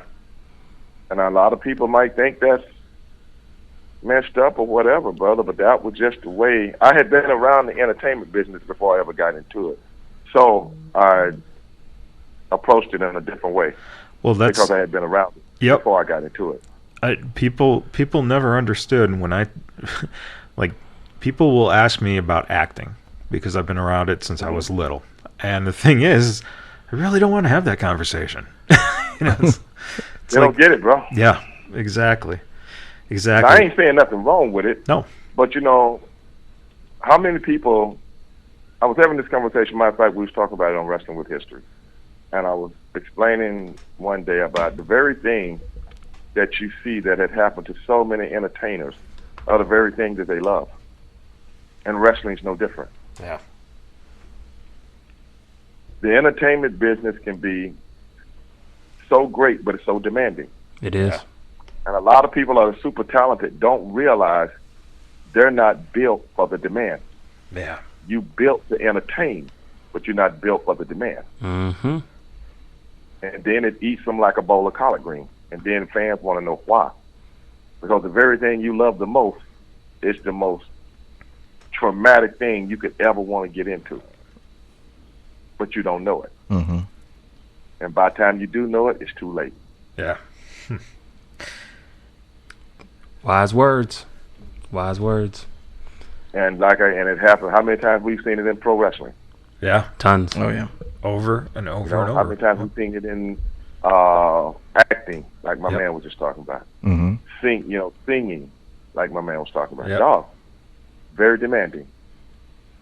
Very demanding. Yeah. So you wonder why, I don't understand why they take so many drugs. Well, you go try to do it. Yep. Right. Trying to numb themselves from all the crazy You know stuff what they I'm go saying? through. That's what they're trying to do. They're trying to numb themselves. Right. I said you go have you are a performer, bro. Yeah. And the show must go on. Mm-hmm. Yeah. At the most It height. ain't nothing normal. It ain't nothing normal about it. And that's why I tell people I tried to keep wrestling as normal as I could in my life. Not only that, but just that it takes over you so much that everything about you is the business. Right. Yep. And you know what? That's kind of what was the brainchild for all of us starting our podcast. Is we wanted to hear something totally different from our guest stars. We wanted to know who they really were. Mm-hmm. We didn't really want to hear about the business because we could go Google you. You know what I mean? Right. Every person that we've had on our show, we could go easily Google and find their greatest accolades. And not that those are bad or are not worth mentioning, but we want to know who they were. We wanted to have an authentic connection and have an opportunity to hear their stories. And like we had with you today, I'm very humbled, and I know the rest of the gentlemen here with me are very humbled to be able to get an opportunity to listen to you and other people listening as well, because we're getting a different side than what usually most people see you want to ask. I didn't want to mention it earlier, but I remember I was coming back. I was actually going to WrestleMania in Orlando, and I was on a plane with you. I ain't say nothing to you. 2 reasons. Number one, you very tall man, and you had the presence about you, like, well, he's kind of just doing his own thing, and let me not mess with him. But it was cool because I always conduct myself like that, because I don't want to go up and meet someone that I saw on TV and say, oh man, and be all up in the group, because I always empathize and wonder, like, what are they going through? Do they even want to go to this event that they're going to? Are they probably a little irritated they got to find a hotel room and wonder if they can get to point A to point B without being bugged in the noise just so they can relax? Do they even like flying? So, but these are things that people take for granted when they look at stars. No to all of the above. Well, I made the proper choice, which I would have made regardless if you told me that, because I did see you, and I was like, man. No. The thing is, man, when you do it for so long, I tell people all the time, boy, I hate. I go to conventions. I don't do a lot of them. I try to do, a few of them a year. Some people doing them every weekend. Mm-hmm. I would lose my mind if I had to. but it's good to get out and do them every now and then, Yeah. But I'll be first turn dog. I'm a homebody, man. Yeah. I'm a homebody, man, and back in the day, we flew so much. The last place I want to be is in a fucking airport, bro. Yeah. Mm-hmm. I mean, that's just me, and I'm like, man, I don't need to take something so I can just go to sleep on this plane. You know what I'm saying? But I kind of toughen it out. But, then a lot of times, it all depends on where I'm going. But going to airports, packing bags, and all that stuff, man. Like I said, when you did it for a living, Yeah. It was tough. And now, yeah. whenever I have to go somewhere, because I just got a message from my attorney, man. I got to go out to California, man, in the next. Well, he told me to call tomorrow so we can figure out a date. Well, I'm going to dread that. Oh. I'm going to dread it, bro. Yeah. But it is what it is. I hear you on that one. Yes. Well, if he wanted me to come out before I went to Vegas, and I was like, come on, man. Awesome. And anytime you're in Vegas, you're out this way, you're more than welcome, man. We'll take care of you, brother. Absolutely. Man, I used to come out to Vegas all the time, bro. I used to come out there for my buddies that were drag racing down there. Nice. Strip, Oh, wow. Down at the drag. And I used to come out there for fights all the time. Yeah. Yep. Mm-hmm. Totally different game now with the fight game, man. Well, yeah, I guess you're right now because, ever since HBO has, stopped boxing, yeah. I guess you don't see as many fights in Vegas like you used to anymore. Everything's kind of going to the West Coast. Yeah. I mean, the East Coast. The East now. Coast, yeah. East Coast, yeah. Yep. Yeah, so that's kind of unfortunate, man. But, man, I had some good times out there, bro. Good Lord. Good, man. I swear to God, because I'm a huge boxing fan, man. Oh. I'm a huge boxing fan, so I had friends that would take care of me at the MGM. Oh, so I could always go out there and see fights, man, And even at the Thomas and Mack, man. Mm-hmm. Yeah. I knew some of the guys. I knew a couple of the guys that was with the boxing commission. Oh, wow. Yeah. So that's good friends to have. Yeah. Very good friends to have. My Seriously. goodness. Damn. So, it was kind of cool, man. So, me and, as a matter of fact,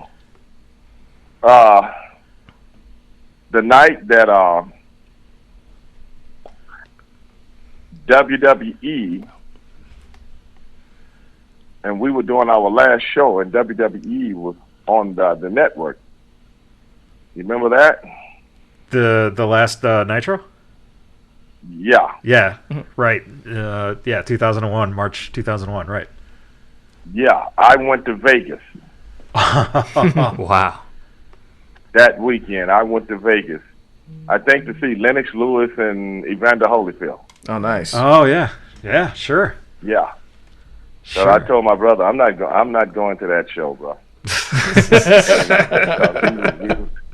He was like, well, man, they're going to be evaluating talent. I'm like, you go, brother. I'm done. Yeah. I feel like, now I know how the Germans felt, man, in World War I, brother. We've been sold out.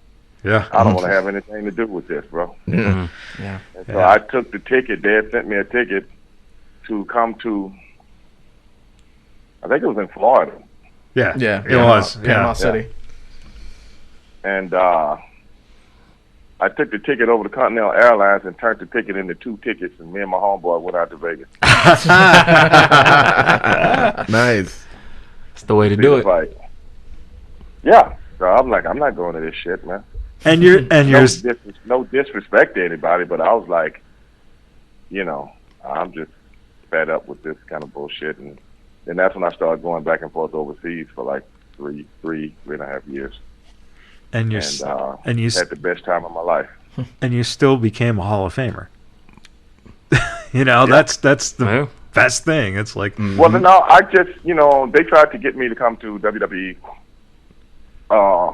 Also, even after that, and I was like, no, brother. I mean, to me, I was like, I didn't want people then again, I might have had a good career there. I don't know, brother. But, you know, it's hard for me to go against my convictions. Right. You know? Right. And I was like, you're not going to get me to fucking run from some bad knee, Daisy Duke wearing bitch like Stone Cold and no fucking supermarket. Them shorts was a little short. I mean, I'm not doing that, bro. Your brother did it well, though. I mean, that's he did it fine well. for him. Yeah, exactly. But I'm just saying, for him, he can do what he wants. Exactly. I ain't got nothing to do with. I ain't got nothing to do with that. Yep. I'm just saying, for me. Yeah. I couldn't have done it. Yeah. You know, or make Harlem Heat look like, you know, two chumps from off the corner. You know. Yeah. Yeah. Saying a bunch of you know, things that are so, you know, kind of contrary or whatever. Right. Yeah. That, you know, I mean, because that's just what I had in my mind that they would do. So I didn't want to be a part of that, bro. Yeah, and it was a good instinct because that's exactly. Well, it was for me. Well, you know, other people come and say, "Hey, man, but what about the money and this?" Well, dog, I ain't no fucking prostitute, bro. You ain't no hope for hire. That's why I tell people all the time. When people try to say, "What about the money?" I ain't no hope for hire. I'm sorry, brother. I can't just do shit for money and being you. I'm fucking because the thing is, there's no love in it. Do you honestly think a prostitute actually likes going out doing tricks? Right. Yeah. Yep. You dig what I'm saying, right? I totally do. 100%. Yep. 100%. You know, they don't dig that shit. But if a pimp making them fucking do it, what the fuck? I either do this shit, or I get my fucking head beat in. Yeah. Yep. If you see what I'm saying. No, 100%. So I would have been there, but my head wouldn't have been in it. Yep. If you see what I'm saying. Yeah. So now I'm just a hoe for hire. Yep. Yeah, and I ain't built like that, bro. I ain't telling nobody else what to do. Yeah. But I got integrity within myself. If I'm not honest with myself, how the fuck could I ever be honest with anybody else? Exactly. Yeah.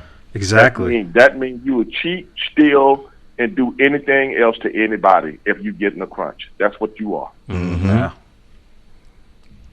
Well, man, you speaking the truth, man, because I guarantee you I'm very much the same way. And these guys will tell you, I question everything.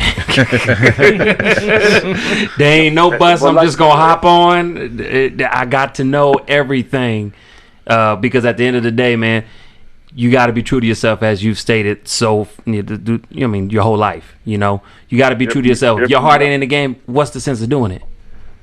Right. And I knew my heart wouldn't be in the game. I knew that because I know me better than anybody. Yeah. Yeah.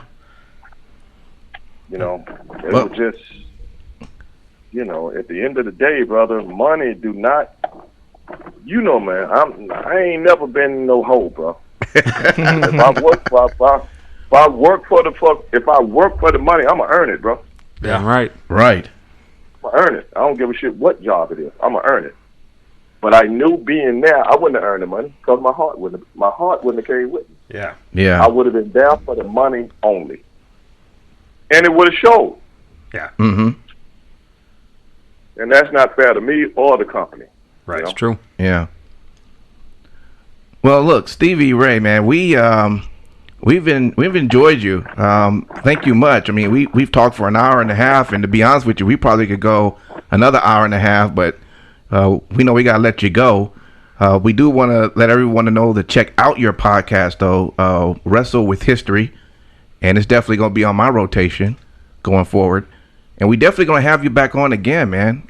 I've enjoyed this. Thank you for coming. Cool, brother. My pleasure. All right, y'all. Stevie Ray. Hey, man, that's the cheapest clapping out of Hey, I'm so glad somebody didn't told him because you could have just left me out of that. Dog, you know what I'm saying? And I was so proud of that. Thank you much, Stevie. Thanks, brother. All right, thanks, y'all. Stevie, really quick. I just wanted to say one person clapping would have helped me out. he's so proud of that too. Hey, I am. I like, found that online. I was so happy. You must have just got that implemented in the whole deal. Then you want to try it out on me? We gonna keep what you said in the show with that. Yep.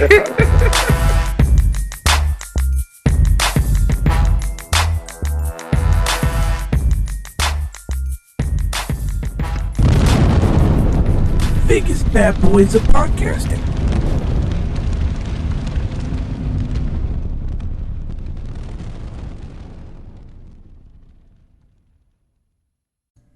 Thank you so much for checking out that video. If you liked what we did there, make sure you hit that like button. If you're new here, slap that subscribe button and ring the bell.